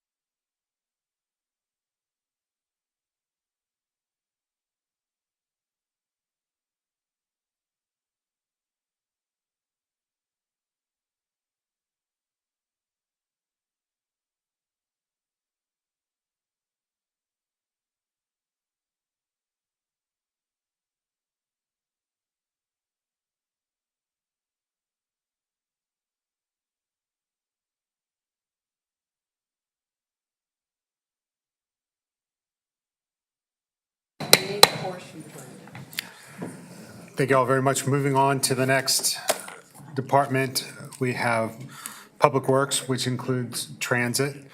I see Mark Dapp and Robin Symes have found their seats again. We have Mr. Kellenberger here as well. So I don't know who's going to take it away. Lee's going to go through Public Works. We'll pause for questions, and then we'll turn over to Aaron for transit. Okay. All right, thank you, Commissioners. I'm here today to talk about preserving and protecting the investment that's been made by previous generations in our road and bridge infrastructure in the unincorporated area of Johnson County. I want to recognize a few folks with me today. We have Jeff Hose, our engineering manager, and Wes Root, our road superintendent. Also, Lisa Womack from our transit division, and Mick Letcher, our finance manager. We went in depth with you guys on a study session a few weeks ago to talk about our identified needs in Johnson County. So I'm going to keep my comments brief today, talking about our RARs and CIPs that kind of reflect those needs that we talked about in the study session. So moving right on to RARs. These are really to kind of address the ongoing funding gap that we talked about, and with inflation in commodities, vehicles, and labor costs associated with road and bridge construction. Our overlays and materials RAR for $2.1 million is recommended to be funded ongoing. This request was made to maintain our current level of service in the unincorporated areas asphalt roads. This funding will help close the gap between the base funding we have received historically and our current identified funding level. The routine preventative maintenance provided through this funding prevents small problems from becoming much larger and costly problems down the road. Our second one is for fleet capital. This is also recommended to be funded ongoing. Public Works' current fleet is valued at approximately $19 million and is on an approximate 10-year replacement cycle. This funding will help ensure that the proper replacement of vehicles and equipment will take place at the right time to avoid costly repairs and extensive amounts of downtime. Jumping down to our CARS program, this was a request for $1.15 million. Over the last 20 years, the National Highway Construction Cost Index has averaged an increase of about 6% a year. Over that same time period, the CARS program revenue, which is a combination of motor vehicle fuel tax and the 0.343 mils of county support, has only increased in approximately 1% per year. This funding request has been made for the past 2 years to kind of raise awareness of this issue, and if funded, would help offset inflation moving forward and maintain the CARS program at its current buying power. Next slide is CIP request for Public Works. Our bridge, culvert, and road construction program is first. It is recommended to be funded one time for $1.452 million. This is a long-standing program to maintain and replace the bridges and culverts and upgrade the safety sufficiency of the unincorporated road network. The vast majority of these program dollars over the recent history has gone into two main programs. The replacement of bridges and culverts, obviously. These are critical assets that we cannot afford to allow to fail, and our shoulder safety improvement projects. These projects add safety shoulders and clear zones to our legacy asphalt roads that were converted from gravel without adequate safety features. There are other needs in this program and requests for roads to be upgraded, but with our current maintenance program, our construction side of our shop has also been impacted by inflation. So at this time, those are really the main two program areas that we're funding. So funding for this program, as you'll see in the next slides, will likely need to increase in the future to support kind of a reasonable rate of improvement in the unincorporated areas, roads, bridges, and culverts. Second one is our Flum Road Bridge replacement. This is a boundary road project that we are cost sharing with the city of Overland Park. This is the final funding request for this project that we've been saving capital dollars for since 2025. The total cost for this project is $7.6 million, with the county providing 50% or $3.8 million. As shown here, we've requested a federal appropriation for the final installment, and while we're hopeful that we will be awarded funding, it is not a guarantee, and we may be back to you to discuss alternative methods of funding this project in 2027. And finally, number 3 is our CARS program. This is the request to transfer the county's portion of the Special City Highway County Fund, or the Motor Vehicle Fuel Tax, and an additional 3.43 mils or $6 million to the CARS program for 2027 for a total funding request of $19,121,997. This is kind of a summary table of both the CIP requests and RARs compared to our ongoing need. For our overlays, the $3 million ongoing includes both the base cost currently budgeted and the funded ongoing RAR for overlays of $2.1 million. The $500,000 there shown is the shortfall for 2027. Under fleet capital, the total amount there includes both the base budget currently budgeted and the funded ongoing RAR for fleet of about $1.13 million submitted this year. And finally, the last line there is our road, bridge, culvert, and safety program. The submitted CIP request was for $3,252,000. When we add, again, the total estimated need for the additional safety improvements that have been identified, that brings the total ongoing need to $7 million a year, with the difference being there the need for more safety improvements that we did not identify in our RAR. The 1.18 or the 1.8 million shown is funded ongoing. 1.452 is funded from the general fund reserve, and that does meet our original CIP requests. The final number there showing the shortfall funded one time, we kind of wanted to illustrate to you the ongoing need. The actual shortfall for 2027 is the difference there, which would be about 3.75 million. But that again is one time this year. So in 2028, that's what we're facing for a shortfall again in 2028 for this road, bridge, culvert, and safety program. And I will go to pause there and see if you have any questions specific to Public Works before I hand it over to Aaron Otto for transit. Mr. Kellenberger, thank you very much. I appreciate the work here, and obviously don't want to go too deep into the conversation that we just had recently, I believe a few weeks ago. Yeah. And good conversation. I think a recognition that these programs are incredibly important and impactful. The safety improvements have had a direct correlation to a decrease in crashes and fatalities on our rural roads. And so you are all to be congratulated for that. But we know if we want to maintain those great metrics, this is a area of focus for future years. So look forward to that. Plenty of folks want to talk here, so I'll pass along. We'll start with Commissioner Brewer and go from there. Thank you, Chair. And I apologize if I feel like at some point in time I got lost in the numbers, so I want to make sure I'm following you correctly. When we go to slide 53 to the overlays, the need is 3.5, the ongoing is 3 million, the shortfall is 500. And are we getting to the funded ongoing with the slide 51 with the overlays and materials of 2.1 million? How is that? Is that part of the 3 million that's funding the ongoing? Yes. So is that the growth of the fund went from, what, 900,000 to the 3 million now? We had funded that in previous years one time.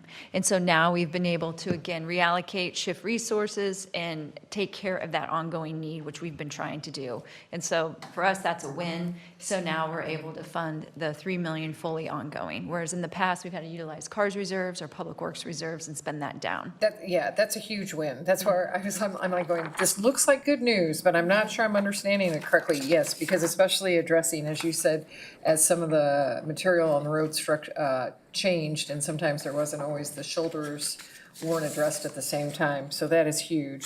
And then on the cars, slide 52, I understand that there is a future consideration for the about 1.15 million, but right now that 19 and change million total, 13 million coming from the special highway tax, 6 million coming from ad valorem. Remind me, because I know this is something where we have a program and a good percentage of these dollars come in through that CARS program and then go out to projects within jurisdictions.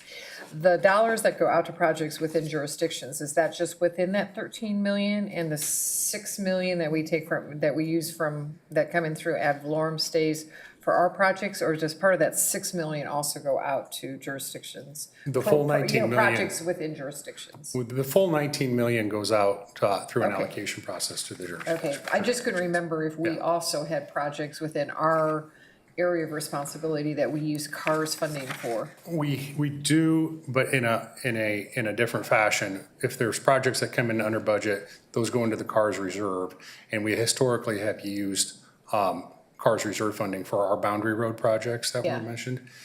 The problem is with more participation and subscription to the CARS program, we're not seeing that reserve. We've kind of depleted that, so.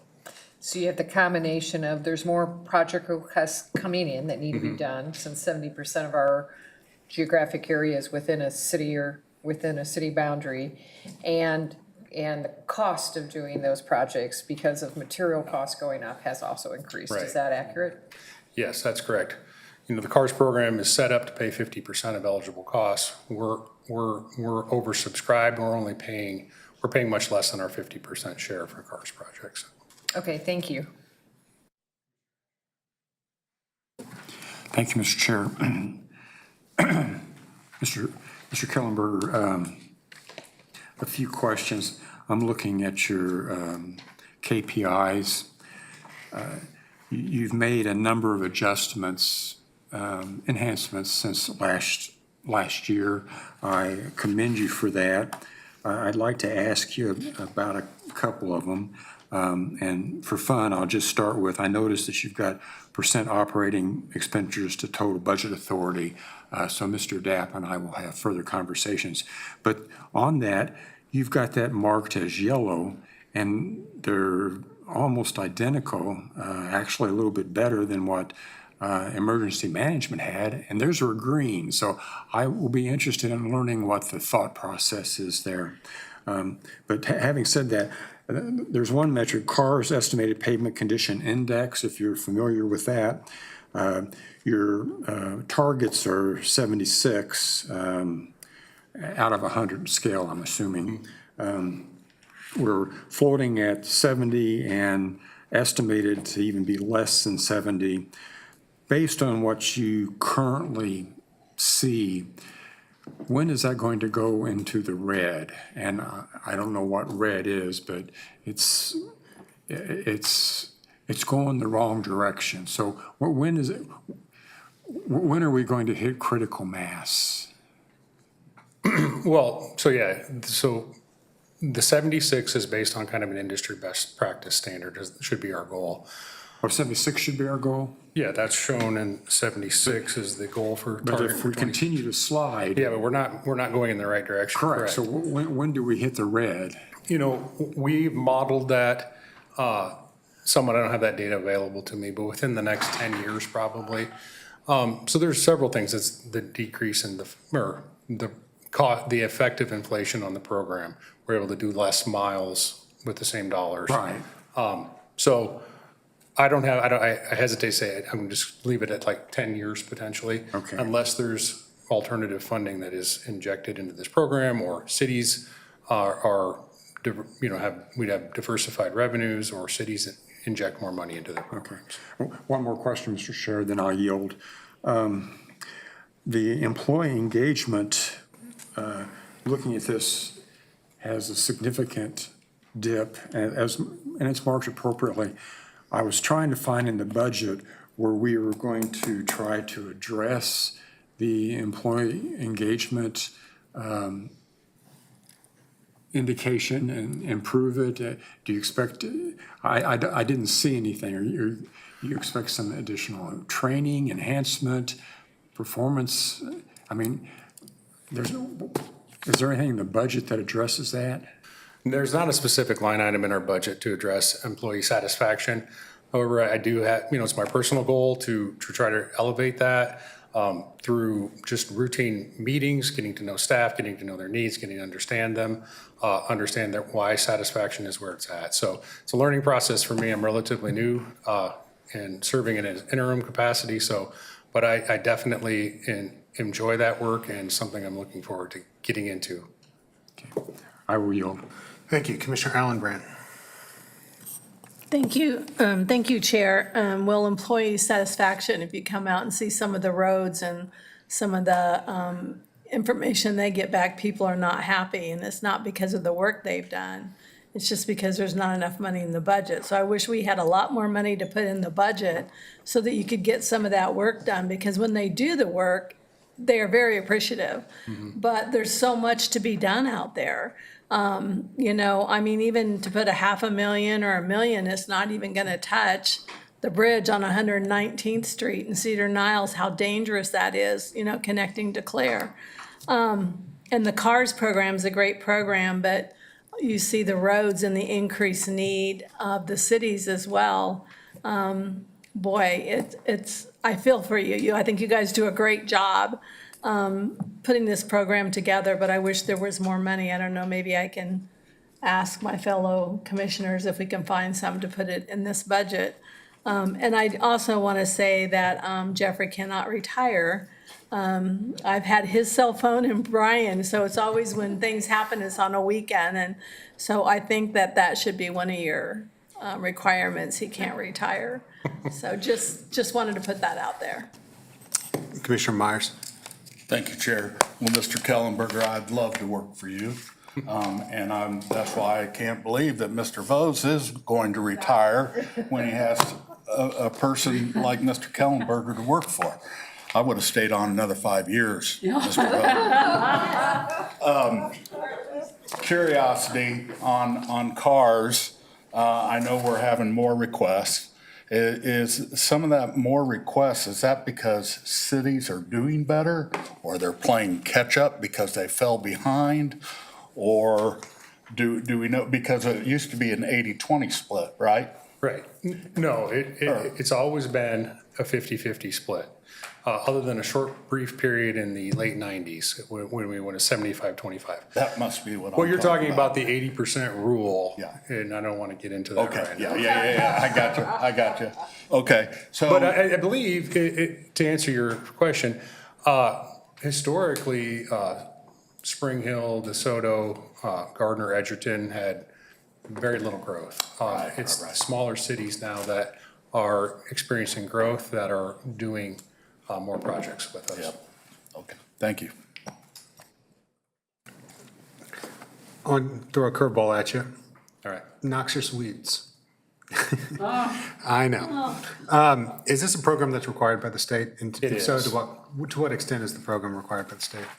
The board is mandated to appoint a noxious weed director and to oversee and help control the spread of noxious weeds in the county.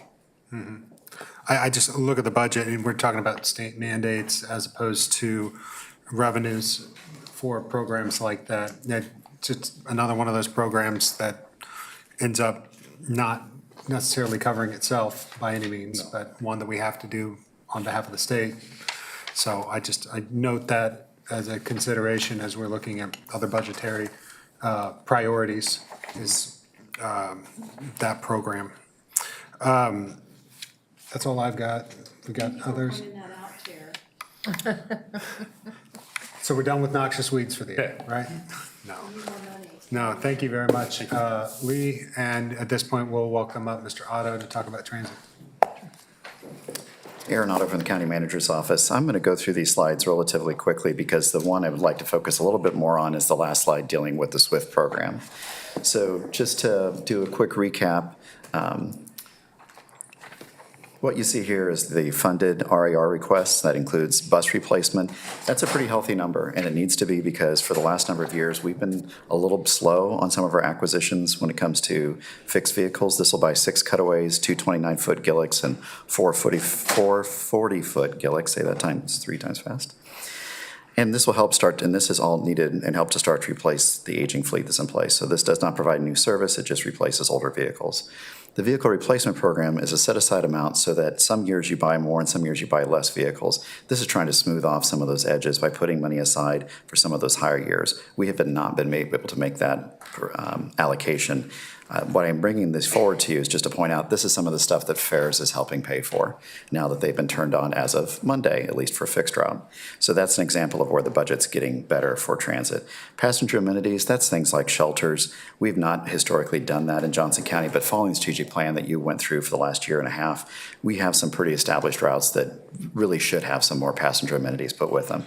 The nice part to share with you, and we'll talk about this more outside of budget later this year, there are already 2 cities that have gone forward and purchased shelters and are working at installations, and we have a third that's interested in doing that. So there's some real partnership opportunities with local municipalities that values the transit that's going through their community.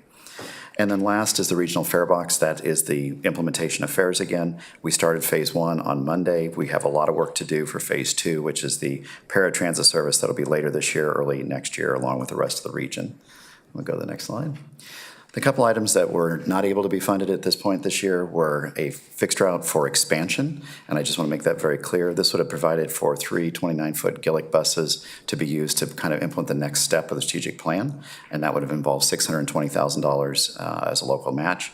And then one of the other priorities of the strategic plan is to do the rebranding from Ride KC to Ride JOCO, and this would have allowed for the rebranding of all the buses, stop shelters, and what have you, all in one swoop. We will continue to do that. The first bus now actually that's been delivered recently says Ride JOCO on it, and I've seen it myself. So we can continue to do this as a work through the fleet, but that will take a good 7 to 10 years to capture all of those at that rate. So that's why we presented that as an option. And then next slide. So this is the one I want to focus a little bit about because it's going to be a decent program change, but I think a very, very good outcome. So what we were looking at going into this budget year was a situation where the way we've provided SWIFT service, and just as a quick recap, SWIFT is a service that's used, it's a completely separate service provided by transit to support the users of JCDS services. And one of the challenges that we found is that we've held the line on that cost for some time. We were looking at an RAR increase to the point of about $300,000 to continue to provide the service in that same manner that it's been provided for years.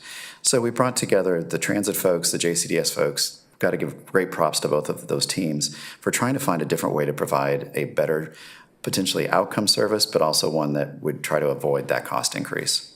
And so one of the things we looked at, if you kept the same service and you brought on maybe some personal assistance or additional assistance on the buses, we might add 10 staff, which had been a new cost. But one of what we ended up landing at is this possibility, and I'll let Chad talk a little bit more about the implementation of it, of instead of transit providing most of this service as a segregated service, why not allow for JCDS to provide this service? And we'll talk about how that can have some real direct benefits because of the ability of the folks working at JCDS to know the people that use their services, to know what their needs are, and I think better match those needs versus truly a transit driver on a vehicle who may not be as familiar with some of those needs on an ongoing basis. So we think there's going to be a real direct benefit to the user experience, to say the least, and being customizable, making that customization take place. What we're proposing doing is, and it's not in the budget book yet because we were finishing out some of the details as the budget book was being put together, is take the existing $634,000, make a split between transit, who will continue to provide service to a few individuals who will be brought into their general paratransit system, but the overwhelming bulk of them will go over to JCDS, and that's why you see a split there of, the total $634,000 of JCDS, the overall is the two together is what's in the current budget. By making this change, we avoid the cost increase of providing it the way we've always done business. We bring, I think, a better customer experience, and overall, JCDS will need to add 3.5 staff to help with the driving of these individuals and a few vehicles, and I'll let Chad talk about that implementation, but all of that can be funded within the existing program. So net bottom line, zero, better customer experience, and I think a better efficient way to deliver the service. Let Chad tell a little bit more about how it'll be implemented. Thank you. Good afternoon, Commissioners. Chad Von Ahnen with Developmental Supports. Just want to first acknowledge and appreciate the years of great service we've had in working with Johnson County Transit and Lisa Womack, so appreciate that.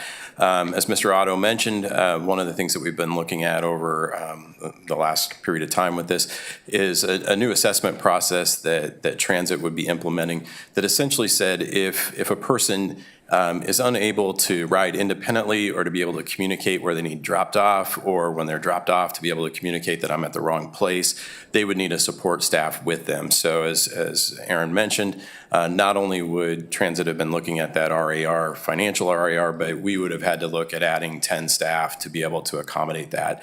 So through the work of our two teams, we were able to work through this process, figure out our logistics and how we could do things on the JCDS side to accommodate this change.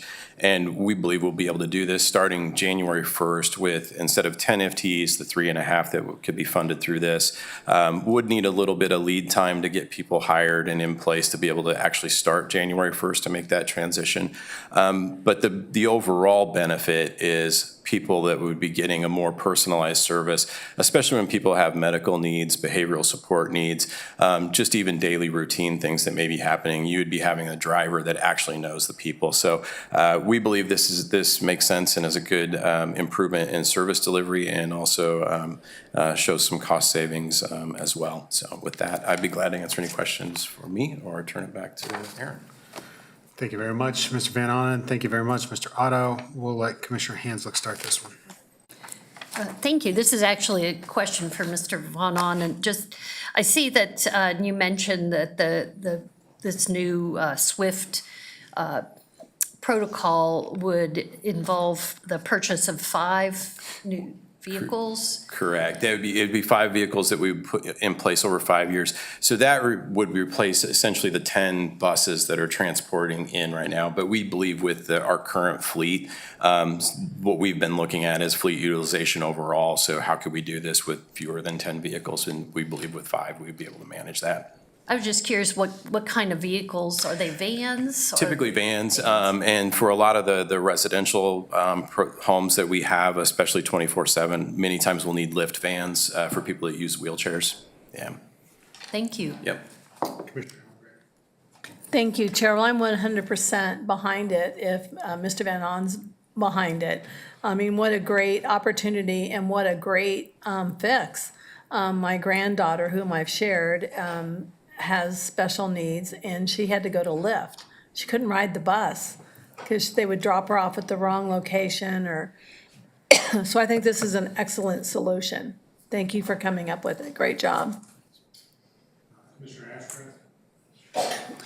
Thank you, Mr. Chair. Mr. Van Onen, could you elaborate on the fiscal note? This change? Yeah, I think it's outside of what Mr. Otto mentioned. It's the transfer of the $634,000 that would come into JCDS.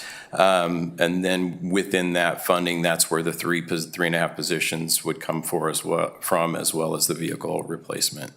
The current funding, though, is used for, and maybe this is Mr. Otto's question. It's currently in transit, Correct. yes. So will there be staff that will be relocated? So all of this is provided currently on Transit's model as a fee for service. So we buy the vehicles and Transdev provides the drivers. So those drivers will get shifted to other priorities or make adjustments as necessary. And we'll have some fleet changes within Transit. So the fiscal note is a net zero? Okay, very good. Mr. Van Onen, can you clarify, I'm looking at your, no, excuse me, Mr. Otto. I got to start thinking of you as the Deputy Transportation Director, Mr. Van Onen. Mr. Otto, Congratulations. Clarify, on your key performance indicators, it talks about microtransit ridership, and maybe this is a typo. Back in 2023, it was over 100,000, and it's been going down, and supposedly in 25, it was about 20,000. The target for 26 is 50, or was 50, but the actual estimate is 12 and a half. What's going on there? Thanks for that question. It's a good recap. So the strategic plan that we worked through for the last year and a half had one first focus priority, which was providing better and more reliable service, but providing it in a bit of a smaller geographic area, and then work our way out of that. And so part of that was reliability as frequency of time. one of the areas that we're having a challenge previously with for the microtransit system, we used to put $4 million into it. And that's why you saw some of those incredible ridership numbers. And that still wasn't enough. But one of the things with the strategic plan that we did and retrenched is that we reduced that number because we shrank the box of where microtransit serves. It used to be countywide, it used to go out of the county, now it serves within 435 and stays within the county. So it's just both from a funding standpoint and also the service area changed dramatically, which is a direct correlation to the ridership numbers. So that's where the 15,000 comes from, okay. So, correct. When the 26 budget was put together, we didn't have a very good idea what the impacts of that implementation would be just because of the timing. It was done in early 25 and that implementation was in late 24, early 25. So that's why the revised number went down to what seems to be more the target based on the dollars we have available in the box that we're in. One last question. You note community survey satisfaction concerns on public transit. Do you happen to recall how the community measured or the level of importance for transit?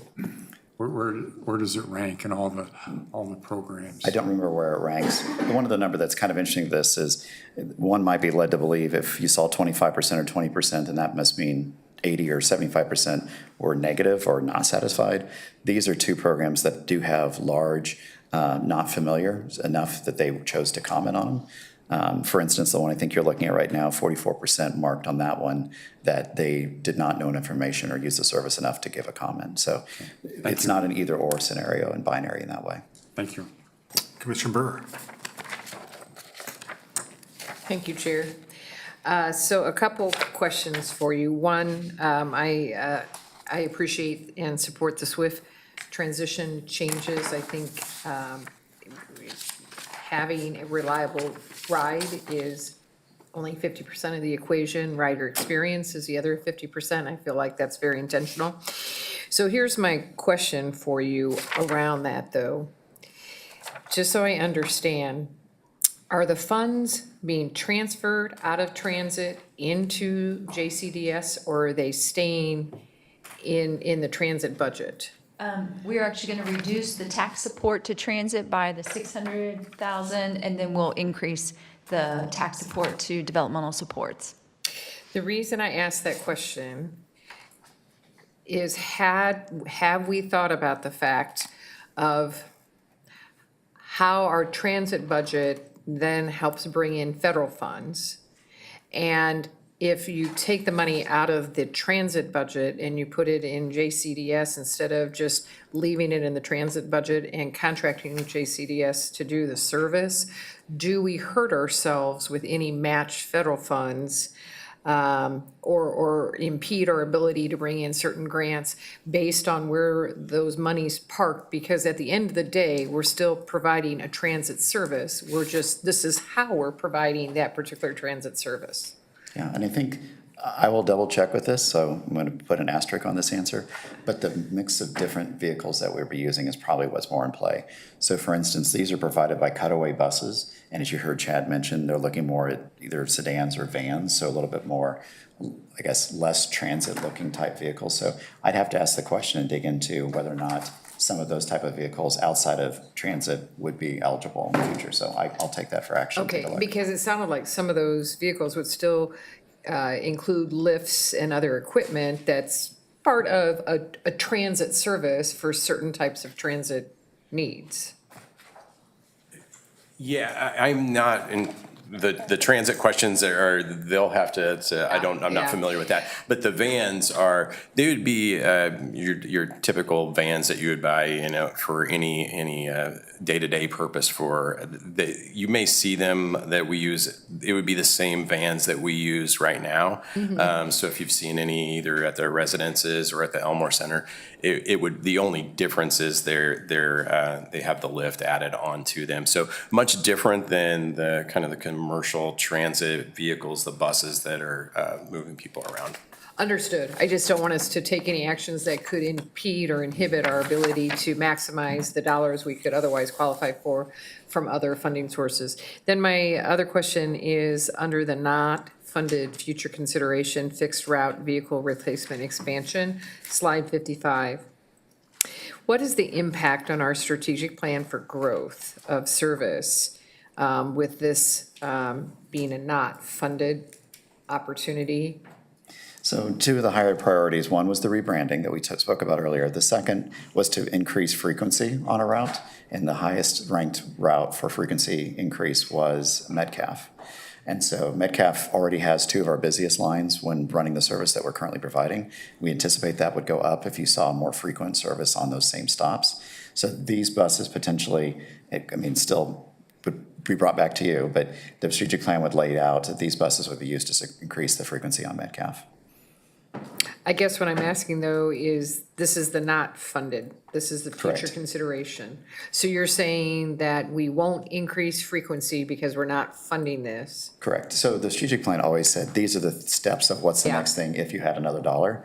This is the question, if you had another dollar, and in this case, that we've done a lot in this budget to, I would call this a restabilizing year, and we still have more work to do this fall in terms of relaying out the CIP and seeing how fares come into play, what's the impact of any revenues that come in from World Cup.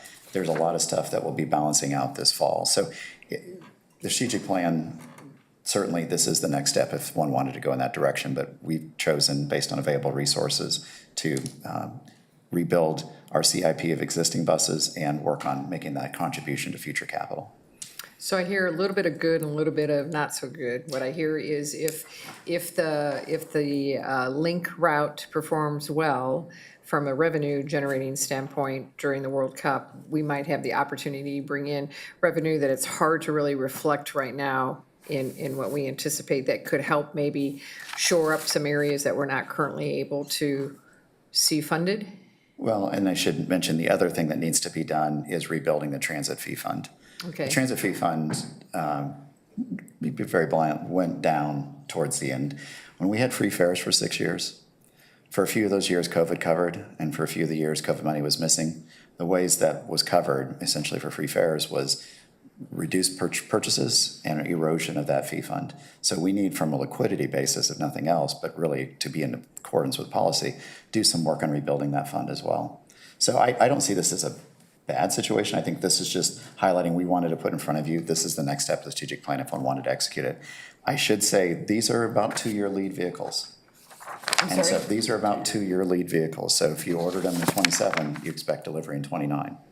And so that's something to kind of keep in mind, just the nature of some capital acquisitions. I was thinking about the fact that what we do today doesn't mean it comes in tomorrow. Thank you. And I know Commissioner Allenbrand has voiced her concerns over time about the strategic plan, reduce the footprint of transit for good reasons. So I'm just being mindful of what else impedes it expanding again into areas that are currently not being served. And so that's the motivation behind my questions of understanding how it impacts strategic plan. Thank you. Commissioner Allenbrand. I just want to make a comment since Mr. Brewer brought my name up, but I am hopeful with this transportation that you put in place for the World Cup, that maybe some of that will see such an impact, and with the growth that's going on in areas of the cities, I know some of the cities that I work with are hoping that maybe that is going to bring a change. So I have hopes for the future, even though I've made comment about my district being cut. So I'm hoping maybe it will come back in again. So really, just taking a step back, there's going to be more information that we have to be able to discuss CIP and otherwise later on during this year. Not only based upon revenues that may come in, but also the ability to have additional information to talk about opportunities for the future. One of the things we also should consider is the intentionality on advertisements and what that could look like moving forward. We're already going to see enhanced revenues because of collecting fee for service, but intentionality around that advertising could help augment some of these goals that we have within the strategic transit plan. So I think a good discussion on that to come later this fall. And if I could, I think Commissioner Ashcraft, I was just handed what I think was the answer to your question. 27 options in terms of picking what is the most important service provided, public transit was at 19, microtransit was at 27, and disabled or paratransit was 24 in terms of those service rankings in the last community survey. And again, thank you for your past support of this program in general. I just want to illustrate how just real-time this is. We do about $11 million of fixed route service in a year, starting Monday and going through World Cup and then a little beyond with the airport service.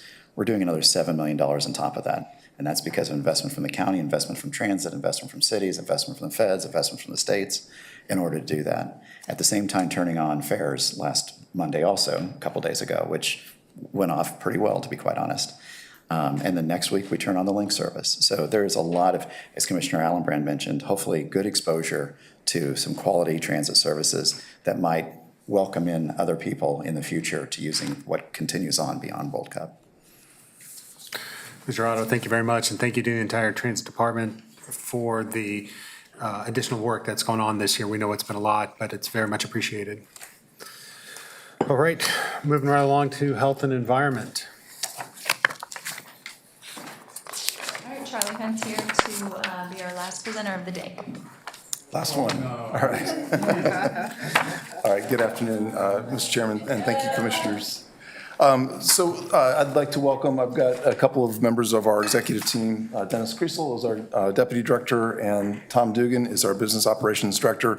And I just want to take a brief moment, special recognition for Tom. As many of you know, Tom has provided 30 years of faithful service to Johnson County, worked at 4 different departments, and he's finally decided to hang it up at the end of June. He will be retiring, and I just wanted to tell Tom thank you for all the work that you've done for us. It's an honor to have you round out your career here at Johnson County with our department. It's been a privilege, so thank you.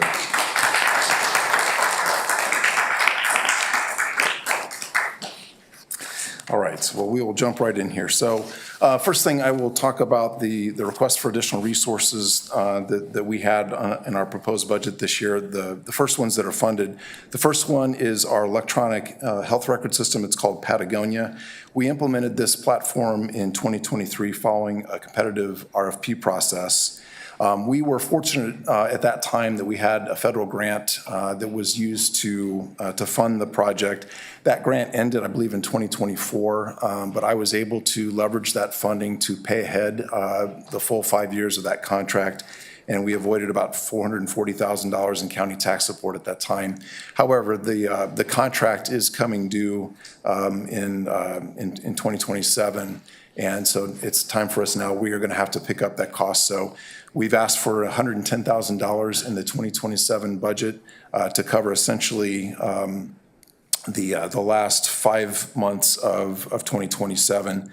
And then in 2028, of course, we'll have to come back with additional funding so we can cover the full year for that. The other category for contractual increases includes several things. One of them is an application called HANTEVI for the Office of the Medical Director for EMS. That's $48,000. That is a mobile phone application that all the EMS providers, including MedAct and all the providers in the fire departments use. It includes protocols that they can use when they're out in the field providing pre-hospital care. It includes things like medication dosing calculators and other features that are designed to provide high-quality EMS care. And so that was a new platform that was just launched. It is important to note here that that $48,000 is for our budget authority. We bring in revenue, so there's a cost-sharing model with that. The fire departments and MedAct contribute to funding that project, and that's about $44,000 that comes in for that. The next category is maintenance agreements for the medical examiner's office. There are a variety of different pieces of equipment over there, such as the CT scanner, air purifiers, toxicology laboratory equipment, and so forth. And that's about $61,500. And then finally, our household hazardous waste facility hauling contract, we're asking for an additional $30,000 to make sure that we have enough budget authority for that program. As you know from our prior discussions, the household hazardous waste program is a volume-based service, And so we have to make sure that we have room in our budget to account for any increases in the waste that comes in. Otherwise, we have to stop providing that service.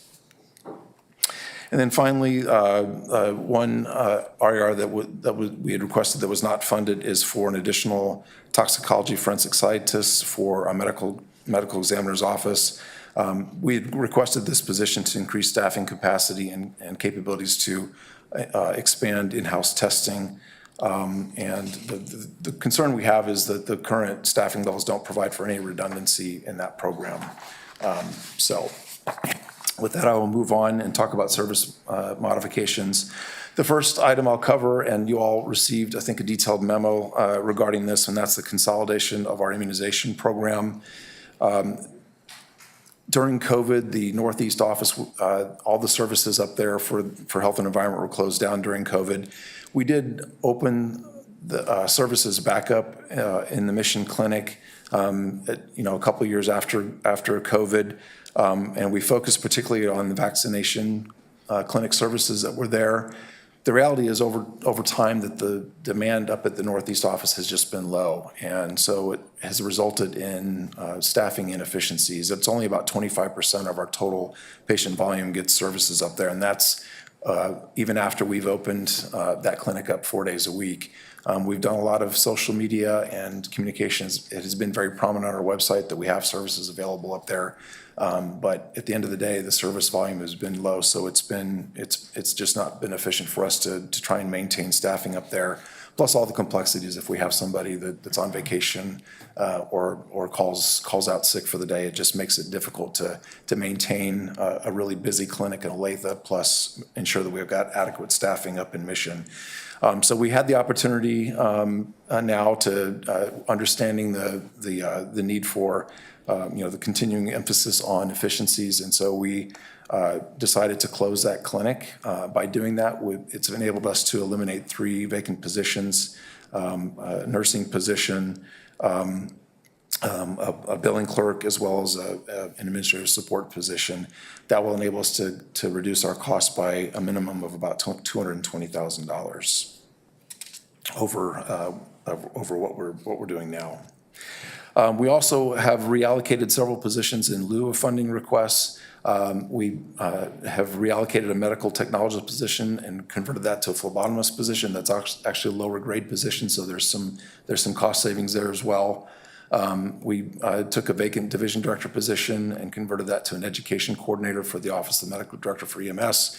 That office had actually lost a staff person when the reorganization was done and they joined our department, so this has allowed us to reinstate that position. And then our outreach nursing team, we have several staff that were transferred to other programs that have higher need. And then finally, we've also done some restructuring of positions. Our department, as you know, is heavily grant funded, and we have a lot of different types of grants. Over the years, we have a lot of part-time positions. We have a lot of positions that are funded with portions of different grants and a mix of county and grant funds. And again, by doing some restructuring, we've been able to eliminate a little over 3 FTEs of grant-funded positions and almost 1 FTE of county-funded positions at a cost reduction of about $109,000. So with that, I will be happy to stand for any questions. Well, Mr. Hunt, thank you so much for the presentation and for a lot of work that's been done within your department in terms of innovating with these modifications, finding opportunities for either looking internally for shifting positions or putting resources where they need to be to have the most impact, immunizations or otherwise. As we continue to think about some of the challenges moving forward, maybe you can speak just a little bit about impact of changes at the federal and state level in terms of partnership and how, despite those challenges, you're absorbing that impact within the department. Sure. Well, of course, the biggest challenge we've had this year is the reduction in our WIC program budget. We lost about $300,000 over the prior year budget. Fortunately, we've been able to absorb that by doing some restructuring of the schedule. And the managers that we have working in that program are now taking on additional clinic responsibilities, so we've been able to keep up with the demand. I think that the lost opportunity will be our inability to expand that program. As you know from the prior discussions that we've had with the WIC program, that we know that we're probably not meeting all of the need in the community. Our estimates are we're about 55% of the persons that are actually eligible for the program are enrolled in the program. And so there is some unmet need out there. And the loss of funding is going to compromise our ability to do additional outreach and expand that program. We are still waiting to see what happens with the federal budget. We ended up being okay for this year. We didn't see a lot of additional funding cuts.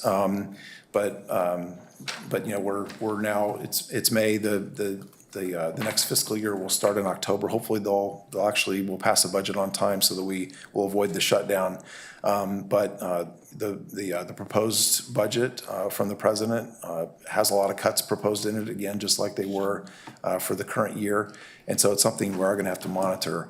I guess the other thing that I'll say about this is that because we are so dependent on grants, as our costs are going up, the grants are not increasing at that same level. And so we are kind of hitting some limits. Our child care grant is a really good example of that.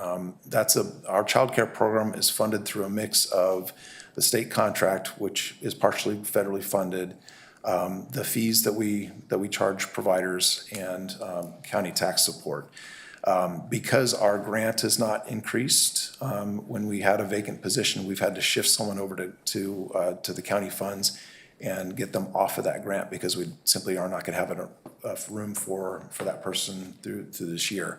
Again, I have to give kudos to the team. They're willing to give this a try and make sure that we can still manage the workload, but it is something we're going to have to watch.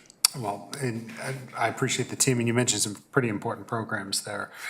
I know one of the things that we can continue to do is work in Topeka when they talk about allocation changes to WIC and make sure that Johnson County is getting its due share and that process is being transparent at the state level. If there's going to be significant changes to that program and the percentage allocation of that program, that it's done in a way that is transparent, that understands the needs, especially of 26% of the state's population. But I know that there's more need out there. We did an audit about this not too long ago when we look at opportunities to expand outreach for the program. And so I appreciate the work you've done there. And with childcare, that's such an impact to young families. And I know that various departments throughout Johnson County do a good job with childcare, your department included, but also JCPRD. And so as we think about economic opportunity in our region, childcare access is a huge burden that precludes economic opportunity. So I'd hope we'd continue to look for opportunities, whether it be grants or a braided funding structure, to be able to make sure we're not only maintaining but increasing childcare access and opportunity. So kudos to you and your team. We'll go to Commissioner Fast. Yes, I met with Charlie and his department directors a week ago, and thank you. I'm always just so inspired whenever I hear about your programs. And, you know, the rising uninsured, you know, we have that Medicaid expansion gap. Their department just does incredible work for prenatal care, maternal health care, keeping women at work if they, they're more and more underinsured, and we're just, you're providing a service that you can't go anywhere. I guess I do have to speak up because Northeast not having the vaccination clinic during COVID, it was just a critical service for Northeast Johnson County, and our transit is not good. I don't know where Aaron went, but I hope when we get that new building that we do have good transit to the health department, so that, with this vaccine, I mean, that's someone who drives 35, it's not an easy commute from Northeast down to Olathe. And if you're, 10% of our population doesn't even have a vehicle, and So, and if you don't have insurance, you can't afford a vaccine from CVS. So I'm very concerned about that. I hate lessening the numbers of the outreach nursing. I hope in the future we have more discussions about that. I'm not happy that, the fire department wanted that, said they would use that because you have so many seniors are picking up multiple times, but they haven't used it, and so that was a way to prevent their having to go to seniors' homes so many times for a lift assist, a senior who maybe needs more services, but they're not using it. And so their numbers are going up. So anyways, you are, when we look at our surveys, you are top rated in the county. What I hear from District 1, you're a top rated service. Not everybody uses you, but they want you there and you provide a critical need. So thank you. Commissioner Brewer. Thank you, Chair. Just a couple questions. The toxicology forensic scientist, it sounded like there was a need just for own capacity needs, but I did have a couple questions from this. Bringing another professional in-house increases testing capabilities. Correct. Does that then generate a cost savings from having to send things out to external laboratories? There would be, because right now, our laboratory is not independently accredited, and so our medical examiner's office is accredited as an office. There's a requirement as part of that accreditation that we utilize a laboratory that's independently accredited. And so right now, our laboratory is going through the accreditation process. So while that is happening, we are having to send a lot of the lab testing that we're doing out. And so once we get that lab accredited, then we'll see a reduction in cost for the external laboratory analysis that we're doing.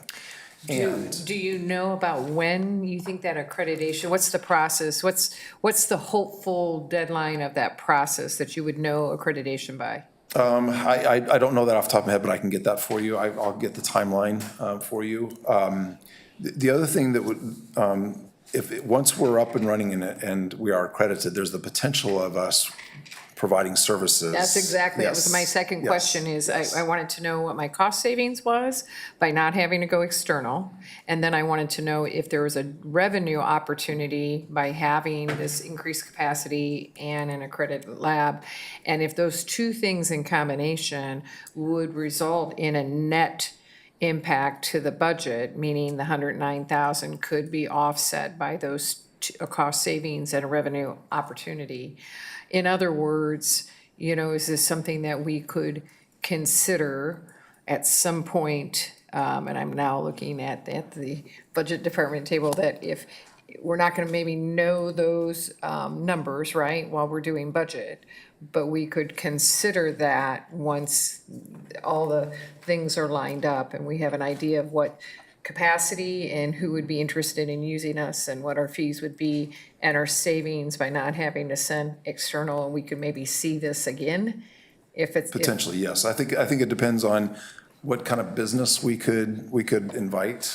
So we would have to do some marketing and work there, but it's a potential. So I'm just going to say, as one commissioner, I would be very interested and open to having this discussion once those elements are lined up and we have a better idea. Then I'd like to talk about the consolidation of the immunization program. I share Commissioner Fass's concerns for all the reasons you shared. So I do have a couple questions for you.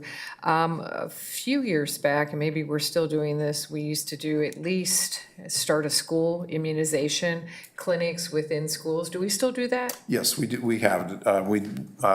We partnered with Olathe last year, and I think we've got some plans to partner with the schools again this year. The other thing I guess I will mention is that we do have plans to have some back-to-school clinics up in Mission, and I believe the first one's already scheduled. And then we also will look to do special vaccination clinics up there, say, for example, influenza vaccine in the fall. up at the Northeast office to address some of those concerns around And that's what I was going transportation. to ask is, one is if we're still doing the Recruit School program and with the closure of this particular clinic on an ongoing basis, if we could have new relationships with either public schools or faith communities where we could do immunization clinics. And then just long-term, looking at, there's mobile dentistry out there. There's mobile health clinics, right, that are cropping up, especially in counties that are underserved by medical needs. This is not really, we're not underserved, but we have pockets of needs. And I didn't know if long-term, if that's another approach, right, that we could look to for this. And then finally, under the reallocation of positions in lieu of funding requests, the vacant division director position converted to an education coordinator for the Office of Medical Director for Emergency EMS. Is there any opportunity that conversion of that position to the new position could in any way, shape, or form partner or collaborate with the need in the Department of Emergency Services for the Emergency Management Training Specialist? Is there any natural alignment in the work that's being done? I feel like I'm out of my depth. I'm in the weeds, but I'm looking for an opportunity for collaboration. So it looks like this position is something you're able to fill. The other one is a position that was requested but isn't slated to be filled. I didn't know if there was any coordination or collaboration that could be gained. Sure. I think that there is opportunity for collaboration. It's important to note that while the title of this position is education coordinator, there's a lot more associated with the position. We're actually recruiting for that position right now. But there's quality assurance that goes along with that position. I guess the other thing I just maybe just to kind of keep in mind is that our office is essentially the credentialing entity for all the EMS providers in the county. So we actually can't do special things just with MedAct. We have to maintain kind of a neutral stance with all the different MedAct providers in the community. Understood. Thank you. Yep. Commissioner Ashcraft. Thank you, Mr. Chairman. Well, Mr. Chairman, I have a number of questions, but in respect to the hour, I'll try to focus on just a few. I won't make comments about the operating budget expenditures or the employee engagement. I just didn't see anything in terms of anything in the budget directly related to that. But I did want to build on and maybe modify the direction of what Commissioner Brewer was asking. We'd had some conversation earlier. My understanding was at that time, the medical examiner's office really had additional capacity.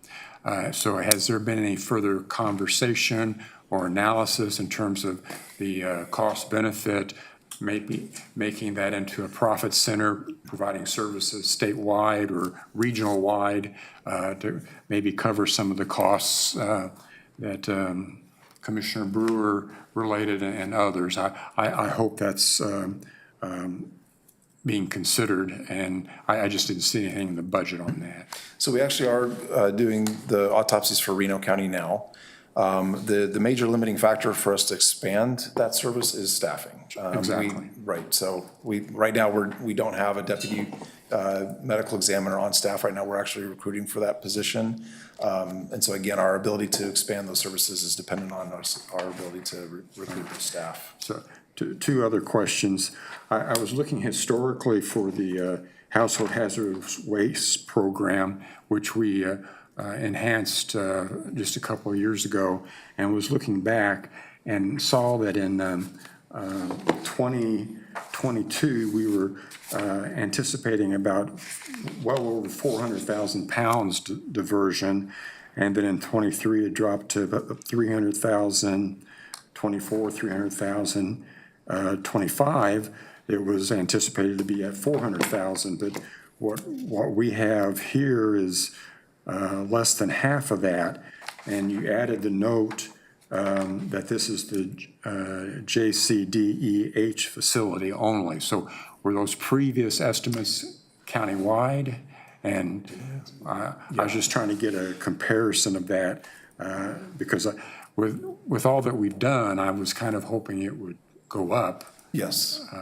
And it's not being projected that Right. way. So I think you're correct, that I think that the previous numbers did include Olathe. Yeah, so that's one of the reasons there. So that's why you see, so we revised those earlier numbers to be just our facility that we operate. So my last question, and you've got some very good metrics here, and I appreciate them. But the question that I have asked year after year is Johnson County healthier today than it was last year, 2 years ago?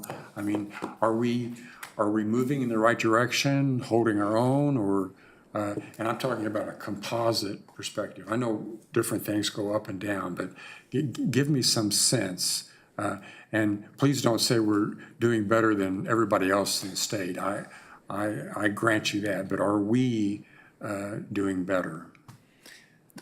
Then, as a matter of trend, I think that the challenge with answering that question succinctly is that there's not a single measure that tells us that we're healthy or not. It's a matter of looking at the picture with all the different aspects of data. Some things we're doing better about. Yeah. Right. Some things we're doing better on, and some things we're doing worse than. In fact, there was a story today where, and this is not specific to Johnson County necessarily, but certain deaths due to suicide, drug overdoses, and alcohol have actually dropped in both Kansas and Missouri over the last year. So that is something that we will continue to look at, but I can't give you a succinct answer to that, unfortunately. And I understand where you're going with that. What is health is also subjective. Are you talking about just the actual number of times we go to the doctor? Are you talking about the social determinants of health as a broad subjective conversation? But at least within the metrics from your department, I think you can see there's an argument to say that Johnson County remains, yes, the healthiest county in the state of Kansas. We're doing better, but there's opportunities to improve.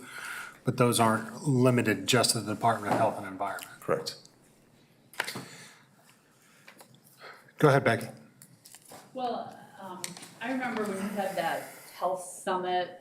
I mean, we have high numbers of babies that die of ethnic, related to ethnic, cultural, I don't know if it's cultural, but racial demographics. So for a wealthy county, tell us more. I can't remember exactly. Yes, I think what you're referring to is probably the disparity between the white infant births compared to those that are non-white. And there is a large disparity. I don't know if I can quote it off the top of my head, but it's roughly twice as high for the non-white than it is for the white. So that disparity is a concern that we have. The infant mortality rate may not be as high in Johnson County as it is in other parts of the state, but that disparity is still concerning to us. Further questions, comments? Okay. All right, Thank you very much. If you'll leave your revisit list, we'll provide you with a new one for June 11th and then also June 18th. And then that way we can record this and then at least notify those departments that might need to come back at the end of the day on June 18th. And that is all we have. All right, so Come on. but we will be back next week. While not a lot of departments being discussed, facilities and DTI will be up next week. Commissioner Allenbrand, did you have a question? Go Yes, ahead. Chair, just kind of housekeeping. Are you going to switch? Because the 18th is going to become very long with all those revisits that has been requested. Can you move Parks and Rec or Library or somebody else to? At this point, I believe because of their board chairs, they do not have the ability to do that. We've checked with opioid funding, they cannot. And so I believe that we could possibly get through everything because we'll have Parks, Library, which again, you've already had your joint board meeting, so there really isn't any additional information. It's just what's included and what's not included in the proposed budget. And then there's will be a quick update on the opioid fund, and then we'll just have Consolidated Fire District number 1. So those would be the only county departments you would have, and then we would focus on the outside agencies. So It's really up to the board and as far as how much time we would have available. And then if there are not, it just depends also what's on the revisit list. If there's not a lot, then the day could actually go fine and buy 5, but that will be up to the board. I thought today would not be as long as it was either, but, and then this is just, so can I ask a quick question? On the CARS funding on Public Works, the $1,148,000 that wasn't given to them, if they requested that, were they also requesting matching funds from the cities to help do more projects? And you can tell me later, I just No, was that was curious. just additional county dollars. So why wouldn't they ask city? Well, you know what, I can ask them. Thank you. All right, with that, we'll say thank you very much to the team and to everybody who presented today, and for those who ran the marathon with us as well. Thank you very much. We'll be adjourned.